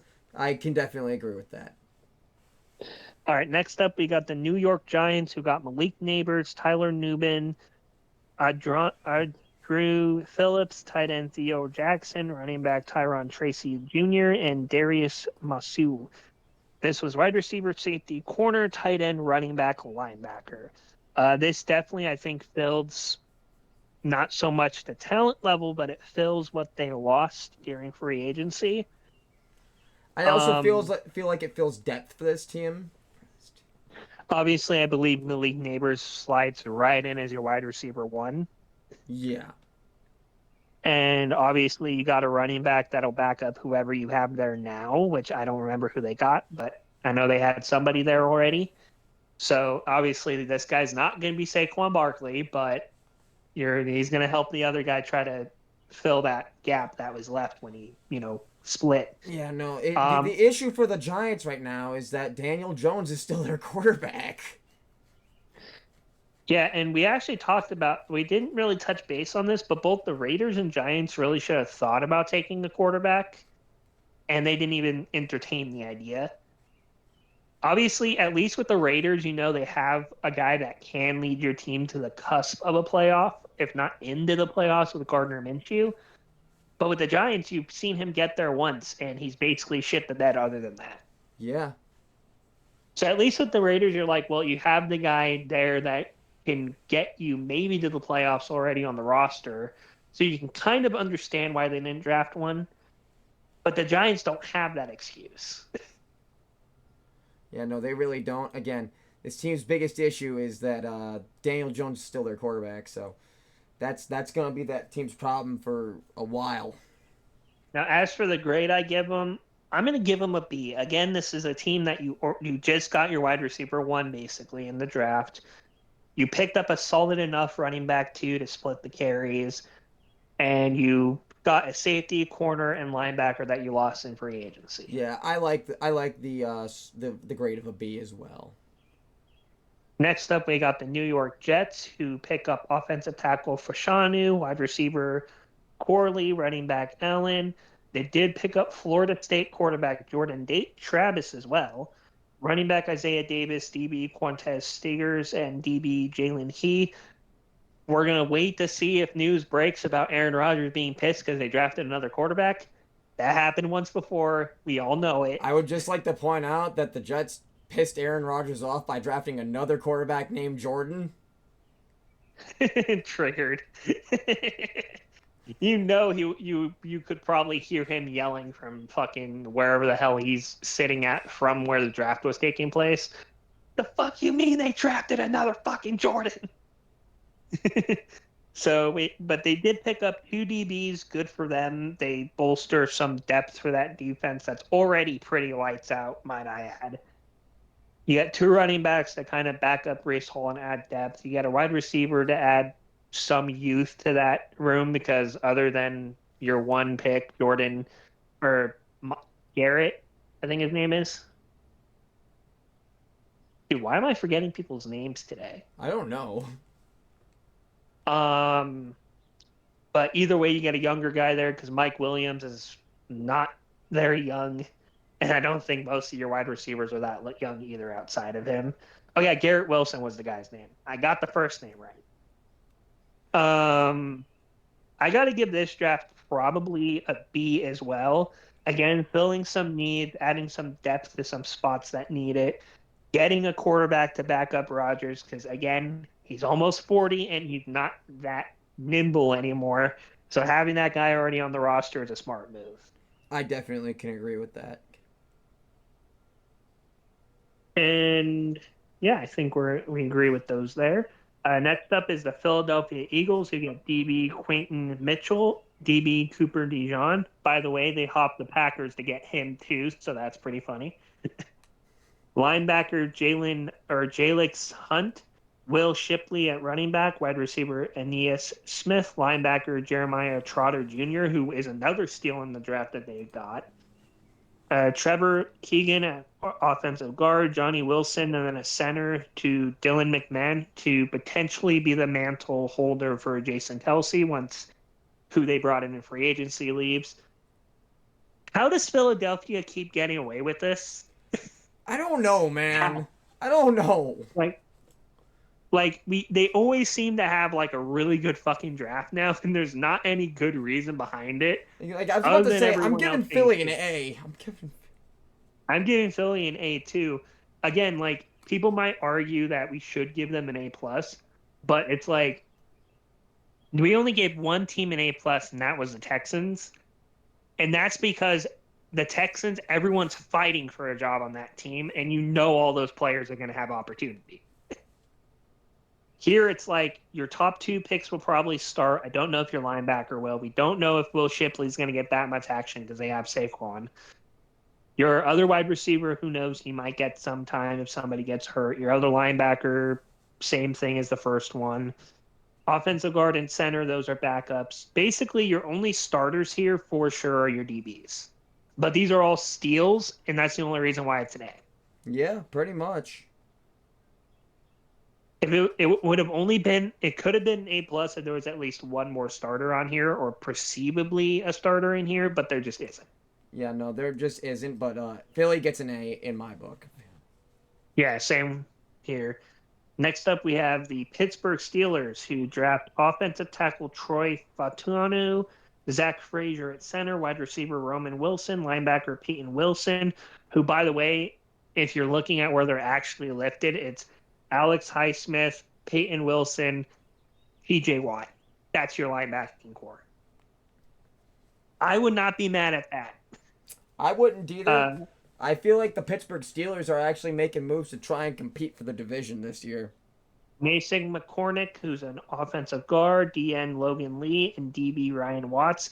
So they picked up 3 new linemen on a line that desperately needed it. A wide receiver, who's another steal of a wide receiver, because they always seem to find those. A linebacker to help fill in the gap of whoever was there last year.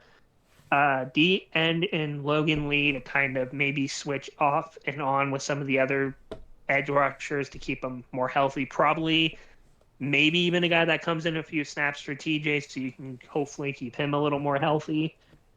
And then you obviously get a wide receiver to bolster that.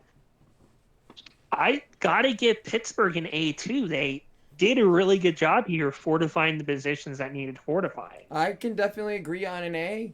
Yeah, Pittsburgh is definitely making moves to try and compete for their division. Think about it this way: they got offensive guard, offensive tackle, and center. You basically put 3 out of the 5 offensive linemen on notice that they're probably losing their jobs Yeah. unless they can prove something. And again, this is adding protection for Russ Wilson or for Justin Fields, whoever the hell's going to play. And that's honestly, Justin Fields, it's probably the best line Justin Fields has ever had. And that's Honestly, sad. yeah. But yeah, that's obviously an A there. Next up, we got San Fran. Again, this one we kind of have to grade a little bit on the curve because they do have some holes, but not a ton of them.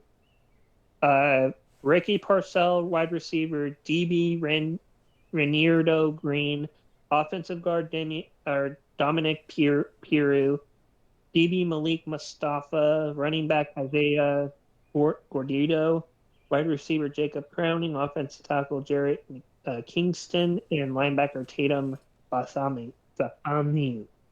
Okay, so the thing with this is I feel like you didn't really have to select that running back late because you already had Mitchell and you have McCaffrey, so this guy probably won't play much. They didn't really need to pick up wide receivers because they didn't lose anybody in the free agency that I can remember. The late one makes sense. I don't know if I Ayuk, they like them lost using the Ayuk. first round on one. Huh? They lost Ayuk. No, Ayuk's still there. They lost one of their receivers. I know they did. It was I either think Ayuk they or lost. Debo. I think it was Jawan Jennings actually, because both of them are still there. Because they were talking about doing trades for them during the draft, and they would shut down anybody that offered them anything. That might be what I'm remembering. Is a lot of teams were offering for those two guys. But I feel like you kind of waste your first round because you don't actually need like a first or second round wide receiver. You can wait later for that. You did need DB, so that's good. You did need offensive guard, that's good. Again, I think you wasted a pick getting a running back because you already have 2, if not 3, already on the roster right now. So having a 4th guy probably just doesn't make sense unless he's fighting for a spot. We don't know.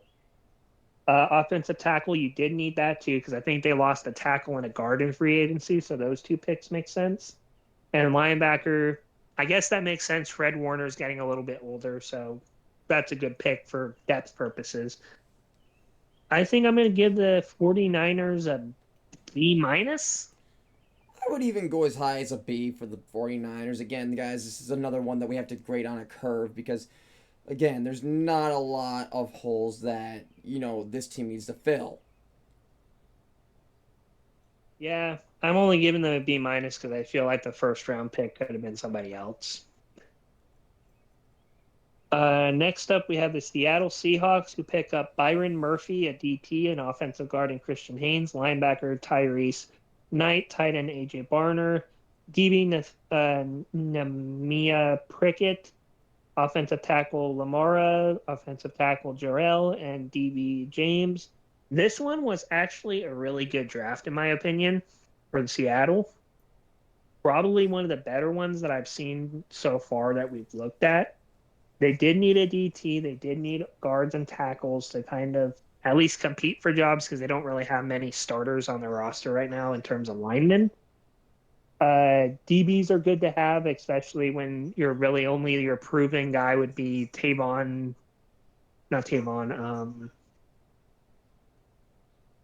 Can't remember the guy's name off the top of my head, but at least this guy's not somebody I've seen a ton of, so it makes sense why I can't remember his name. But yeah, getting a couple extra DBs is good for Seattle for sure. I'm gonna give them an A minus because other than the tight end, I feel like all these positions they did actually need. I can definitely agree with that. Seattle did have a solid draft, and again, they're addressing what needs to be filled, and they're just working towards the future. Now for Tank Division champion Tampa Bay Buccaneers.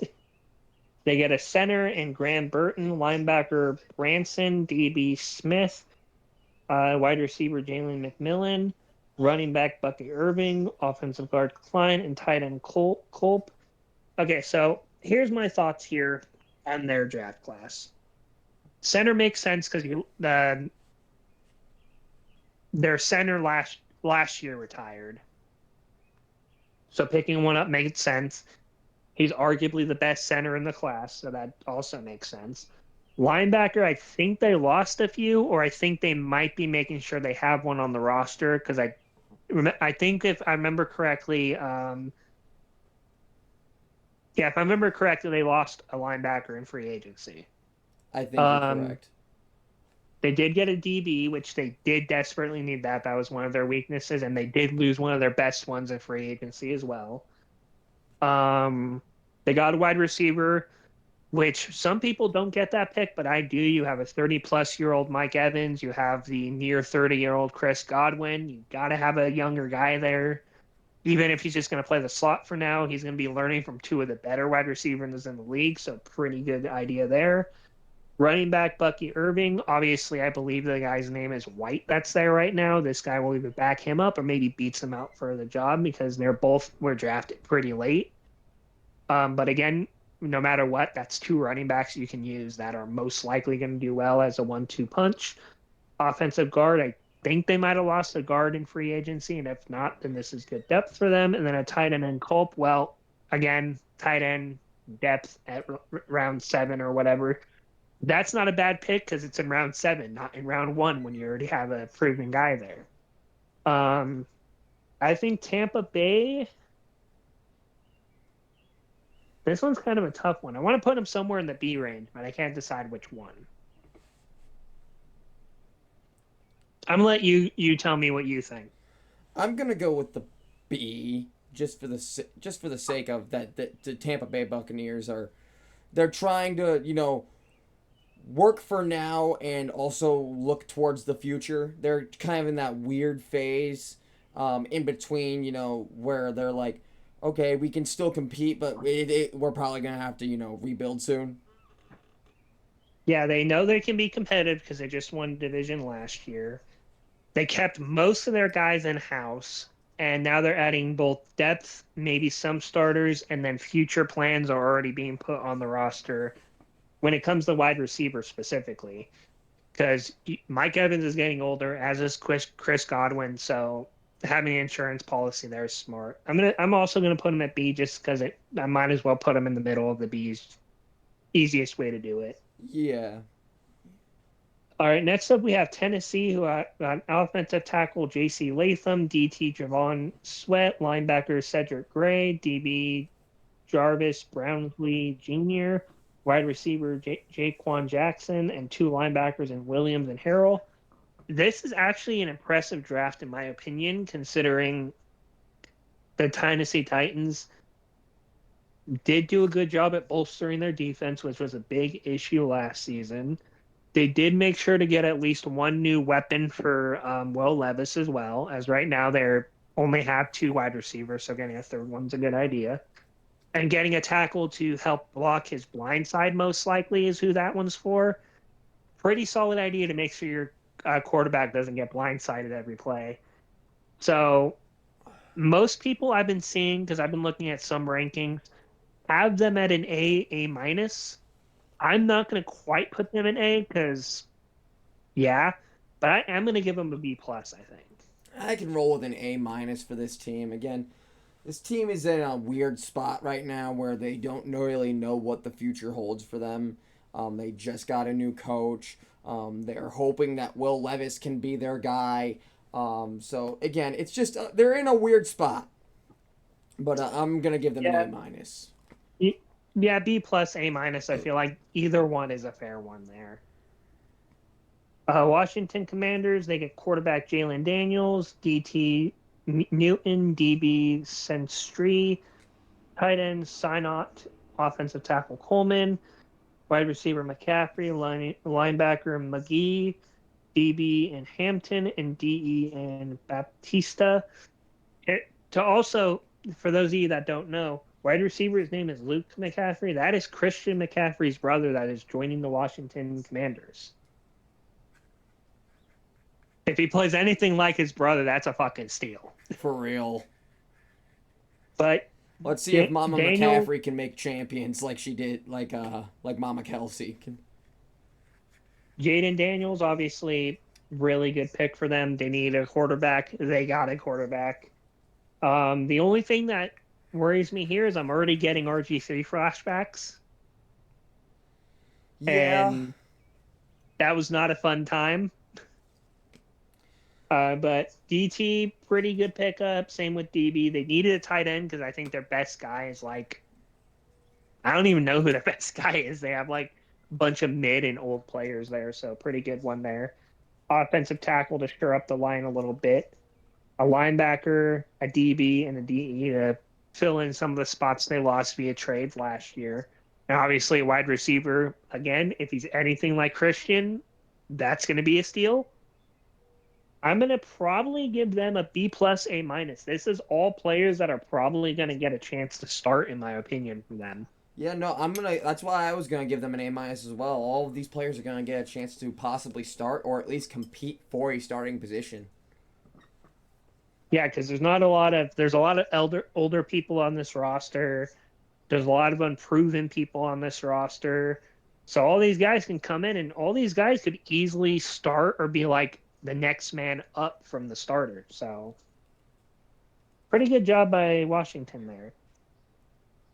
And that is all 32 teams ranked. All right then. So, Kenny, do we have anything for the 30-second timeout this week? I do believe I saw something.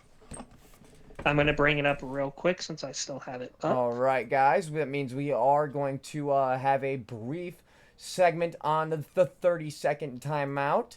Guys, let's kick it. What the hell's going on? Okay, so in the here? UFL, I decided to do the players of the week would probably be the best bet to see what's going on there. Yeah, I feel like let's that do just makes that. the most sense. And I just need to find the one that gave me the rankings here.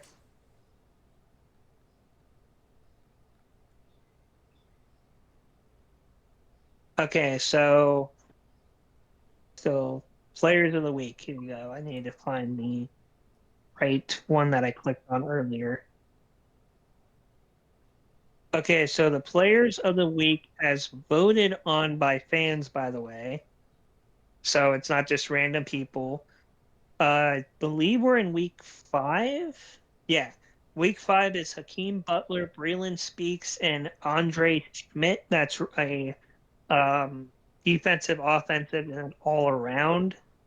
And honestly, I believe they're called the Battle Hawks or something like that.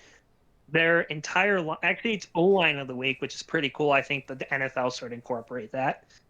But they had the best line and the best offensive player this week after handing the defenders their first loss of the season, dropping them to 3-1.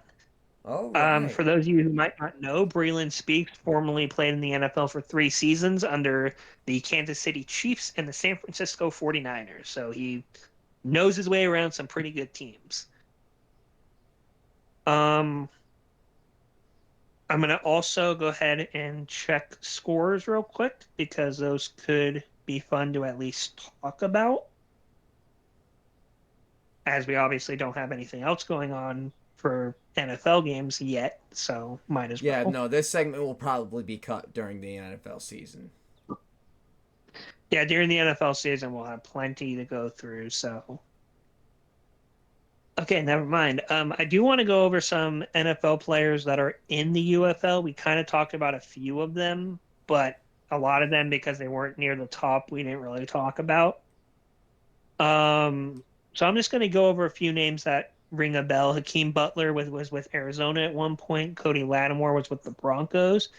Jay Stortenberger was with the Packers. Um, Burnett was with the Eagles. Mark Thompson was with the Ravens.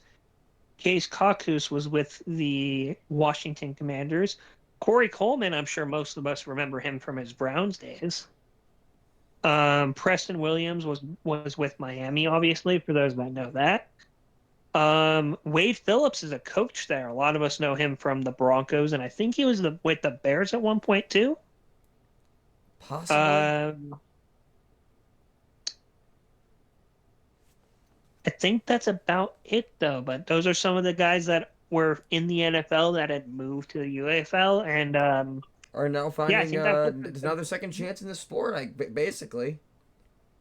Yeah, and I think that's about it for the 30-second timeout. And I think it didn't take much longer than 30 seconds to do it either. Yeah, no, just like I said, we like to keep this segment brief and short for you. It's just something for us to touch on during the off season. All right, guys, we are getting to the closing segments of the show. But guys, welcome to Kenny's segment of every week. Welcome to Charged Up. Okay, so I took some time to think about this, and obviously I touched base a little bit on it during the draft because some of this stuff is about the draft prospects. Obviously, me and you had a bit of a conversation about this yesterday. But I feel like the Chargers are being either, what's weird about the Chargers, and I'm sure you can agree with me, they're either overhyped or they're significantly underhyped. It's one or the other. They're never right in that middle ground where people are just predicting them to do okay. They're either thought to be amazing or they're thought to be bad. And if anybody's been paying attention to it, they typically somehow do the opposite of whatever everyone thinks they're going to do.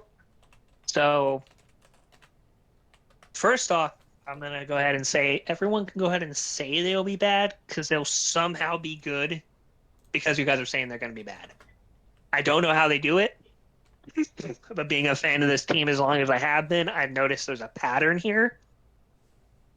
And so, obviously, I'll always defend my team no matter which way it is here. But that's one thing I wanted to say at the beginning was they always seem to be the opposite of what people expect, and it's always heavy one way or the other. It's never in the middle. Now, in terms of my post-draft now and before we sign any extra people, I think, and I said this to you also earlier, I don't think they're a bottom 10 team, but I also am not going to sit here and act like they're Super Bowl bound or anything like that. I'm not a Jets fan, okay? I'm not just going to go right out and think that. What I do think is that they could capture a 7th seed depending on what happens in some of the other divisions. I can see them being a 7 floor team win-wise. I could also see them being about a 10 or 11 win team. It just depends on how some of these games fall, in my opinion. Now, with that being said, too, I also want to actually bring up the games. And I honestly, once I'm done going through these, I kind of want to hear how much of these that you agree with me in terms of who I think we could win against. All right, go for it. So, obviously, home-wise, I think we win 2 of our 3 home game against division rivals. I think we have a chance at beating KC at home, but we typically do better when we play them in Kansas City for some reason. But I think we can beat the Broncos and the Raiders at home. I think we probably lose to Baltimore, unless one of those weird teams that they lose to. But I don't know, maybe not. Cincinnati, that depends entirely on where it falls, because I'm sure you've noticed as much as I do, the first 4 to 5 weeks, Joe Burrow's not really that good, and then he kind of kicks it into gear around week 5 or 6. Yeah. So it depends on if he's a early matchup or if he's a late matchup will kind of dictate that one. I think we beat the Saints. I think we have a good chance at beating Tampa, but I'm not going to say we are. But I do think we got a shot. I think we can beat the Titans. And then in terms of opponents away, I think we sweep the Broncos or the Raiders and we lose to the other one. Again, I think we beat KC in KC because that's in the past what we've been doing more so than not. I think Cleveland will be dictated on if Deshaun plays or if somebody else is playing. If Deshaun plays, I think we beat him. If they don't, or if he's not, then I think we lose to him. Pittsburgh, if we play Russ, I think we beat him. If we play Justin, I might think we might lose that one because I think Justin Fields is better than Russ right now. AFC South opponents that we have away, I think we beat the Falcons and the Panthers, and I don't think that's very far-fetched to say. I don't think that's far-fetched to say at all either. I think we body New England, and then I think it's a close one against Arizona, but I'm going to give us a slight edge over Arizona just because they have a lot more problems than we do. I don't know. Personally, out of these games, I see you guys probably being 8 wins, 9 wins, maybe 10 if you're lucky. Okay, so see, you're right in line with where I kind of think we're going to fall. Somewhere in that 7 to 10, maybe 11 range if we can catch a team slipping, but I think it's the 7 to 10. Yeah, but you're really going to have to catch a team sleeping in order to get more than like 9. But yeah, I think that's fair because like if we just go with how I predicted it here, the last 4 teams I named, we're probably winning 3 out of 4 of those. We might beat Arizona. Depends on if we face them before or after the COD release. Well, Activision's unveiling the next COD in June, so. Let's just say, for argument's sake, we beat the Browns, but we lose to the Steelers. Let's just say that. Okay. Then we split against the Broncos. We sweep the Raiders, or vice versa there. So either way, that's 3-3 interdivisional. I think we beat the Titans. We beat the Saints. I'm going to say the Buccaneers beat us. I'm going to say the Ravens beat us regardless. For argument's sake, we're going to say we probably play Cincinnati in the middle of the year, so Joe Burrow is going to be up to speed. So yeah, I think that's a 7, 8, 9 win season, I think. It's an improvement over last year, which is good, but I'm not going to sit here and say we're going to go to the Super Bowl or the AFC Championship game. I think we have a chance at squeezing into the 7th seed, possibly, but it depends on what the NFC North is doing. And that's basically most of the issue is that the NFC North is stacked. And if all of them get 10 wins, there's not really a space for another team there. Why are you talking about the NFC North? You guys are an AFC team. I said AFC North. It sounded like you were saying NFC. Yeah, because we don't play any of the NFC teams this year. I was about to say, it sounded like you were saying NFC. But yeah, I think we can both agree a 8, 9 win season, maybe 10, is somewhere in that range. Makes sense. Yeah, catch a team slack and maybe 10 wins. Yeah, which again, it's like Cincinnati. The Ravens are kind of prone to losing a game against a team they shouldn't lose to at least once. Yeah, it might be you guys. It might be us there. Again, Tampa's a bit of a. Are they going to be mid again this year, or are they going to be better than mid? I'm going to give them the win here because they are pretty good. But we might catch them during a slide. We don't know. But I feel like the wins that are pretty much guaranteed is the Falcons, Panthers, Patriots. We probably split against at least one of the division rivals, not to sweep maybe one of them. And then again, I think we kind of split the games against the NFC North for the most part. So, but that's the prediction in terms of what I think our record should be in between. And that's why when I was talking to you yesterday, I wasn't necessarily saying that we were going to be this great team. I just didn't like that we were acting like that Herbert was going to play like Ritter all of a sudden because he doesn't have. Oh no, he's not going to suddenly become Desmond Ritter. It's just the help he has. It's very mid to mediocre. See, I think Ladd McConkey could be what Keenan Allen was to some degree because his route running is pretty fucking good and he does have speed. But I think he's probably going to end up more like a speedier Mike Williams, in my opinion. Because he's like 6'4". Like, he's 6'4". He has some speed.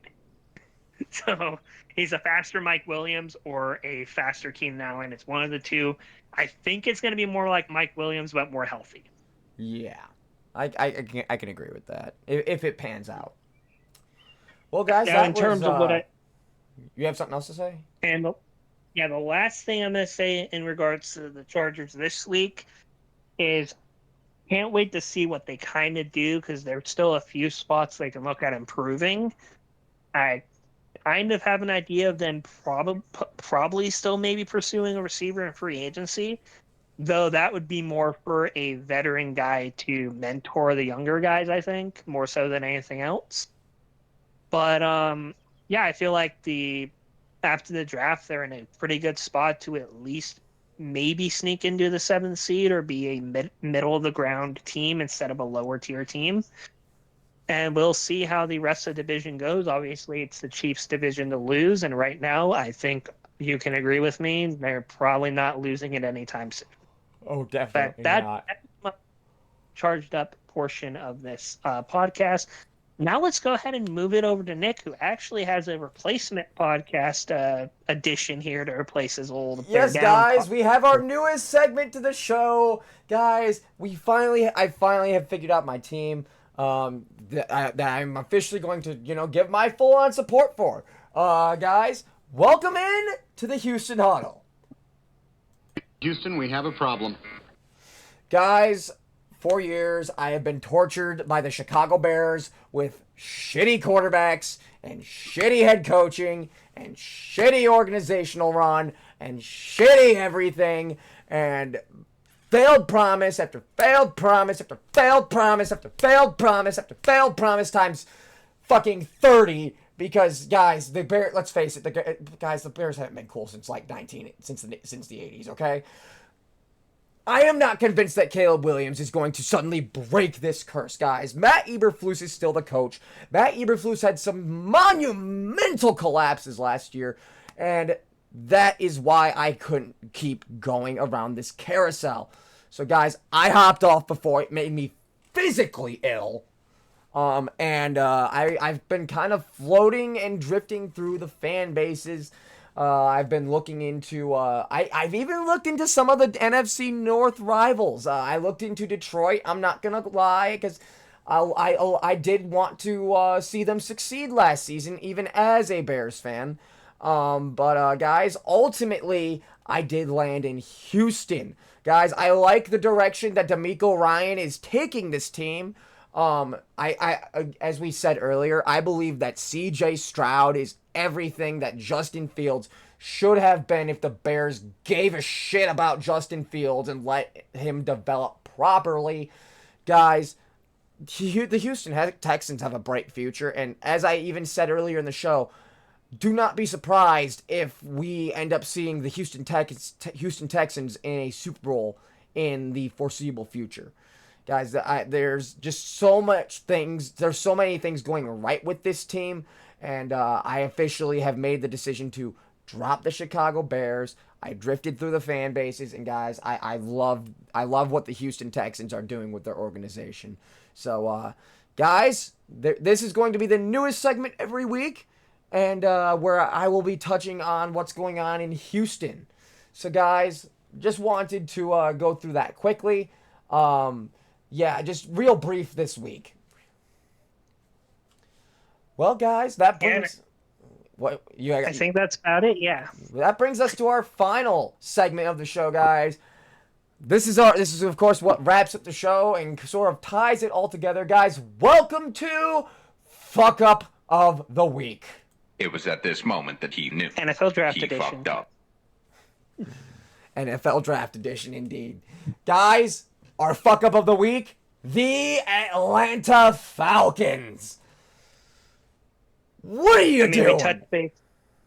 We touched base on it earlier. You drafted a quarterback after paying Kirk Cousins over $100 million. 100 of it is actually just guaranteed. I think it was like 180 or something like that. And you still draft a guy who's not going to play until he's 27 unless Kirk gets fucking absolutely pummeled and dies on the field or something like that. He's probably not going to touch the field. If he does, it'll be very minimum. And by the time he starts, you'll have to pay him because you had Kirk Cousins on your roster already. So you either have to give him a 5th-year option or let him walk and race his entire rookie years. And by the time that is, he's also going to be 27, 28. So he's already going to be close to that decline of most quarterbacks. So you're basically wasting not only a pick, but a quarterback's career that could have went elsewhere and actually started. Yeah, again, I don't know what the Falcons were doing with that first-round pick, going and getting Michael Penix when they already had Kirk Cousins. It's, honestly, I feel bad for Penix, man. Also important to note, when the Atlanta Falcons made a social media post about it, they accidentally put penis instead of Penix. Michael Penis.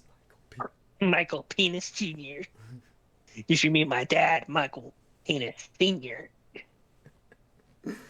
But yeah, guys, that is the fuck up of the week. The Atlanta Falcons, you fucked up. And, yeah, that was dumb. Biggest blunder since 28-3. Yeah, possibly. But guys, that is going to do it for us this week, guys. I hope you guys enjoyed the show, guys. It's been a good 2-hour, 15-minute show. Yeah, guys, again, this was the last weekly show you guys are getting before the season starts. So, guys, we will not be seeing you guys for another 2 weeks. But, yeah. Kenny, anything you gotta say before we depart for 2 weeks? To make sure you guys know, that'll be May 15th. It'll, as always, be a Wednesday. The other thing I'm going to bring up that we should probably touch base on real quick, if anything major happens that requires us to do some type of video for it, we're probably just going to record a short video and post that on YouTube or something. Probably, because we probably won't need a full podcast for it. Yeah, no, I feel like if there's any big things, we can probably give it the 2 weeks just to let it boil, because, you know, again, these are going to become bi-weekly until the season starts. So, guys, that does it for us this week. Guys, I hope you guys enjoyed the show. We are going to get up out of here, and yeah, guys, we'll catch you guys. We'll see you guys in 2 weeks. Yeah. Oh wow, we just missed this news that I can add as a starting portion of next week. I've been on some new shit, y'all been acting lazy. I've been it, so my words gon' make it float. I'm like dry ice mixed with alcohol in a bowl. Or below zero winter, go and grab a coat. What else can I say? The kid is just too cold. Never told a fib, was born just too bold. Never had to fold, but did break the mold. And as the story's told, if you didn't know, I'm running up the scope. This is DMO. Can you hear me? There's some of them minds, man, they better fear me. They need glasses, they can't see it clearly. I don't chase the money, it just like to come near me. Yearly, truly, my life is a movie. Took her on a date once, now she tryna groove me. I'm really that guy, they gon' have to sue me. Then had the juice, time to mix it like a smoothie. Groovy, they asked me how I get up, I told them had to start down. Found me some real ones, now I got a crew now. Met a loyal girl 4 years later, that's my boo wow. And now I'm out here giving new sounds like boom pow.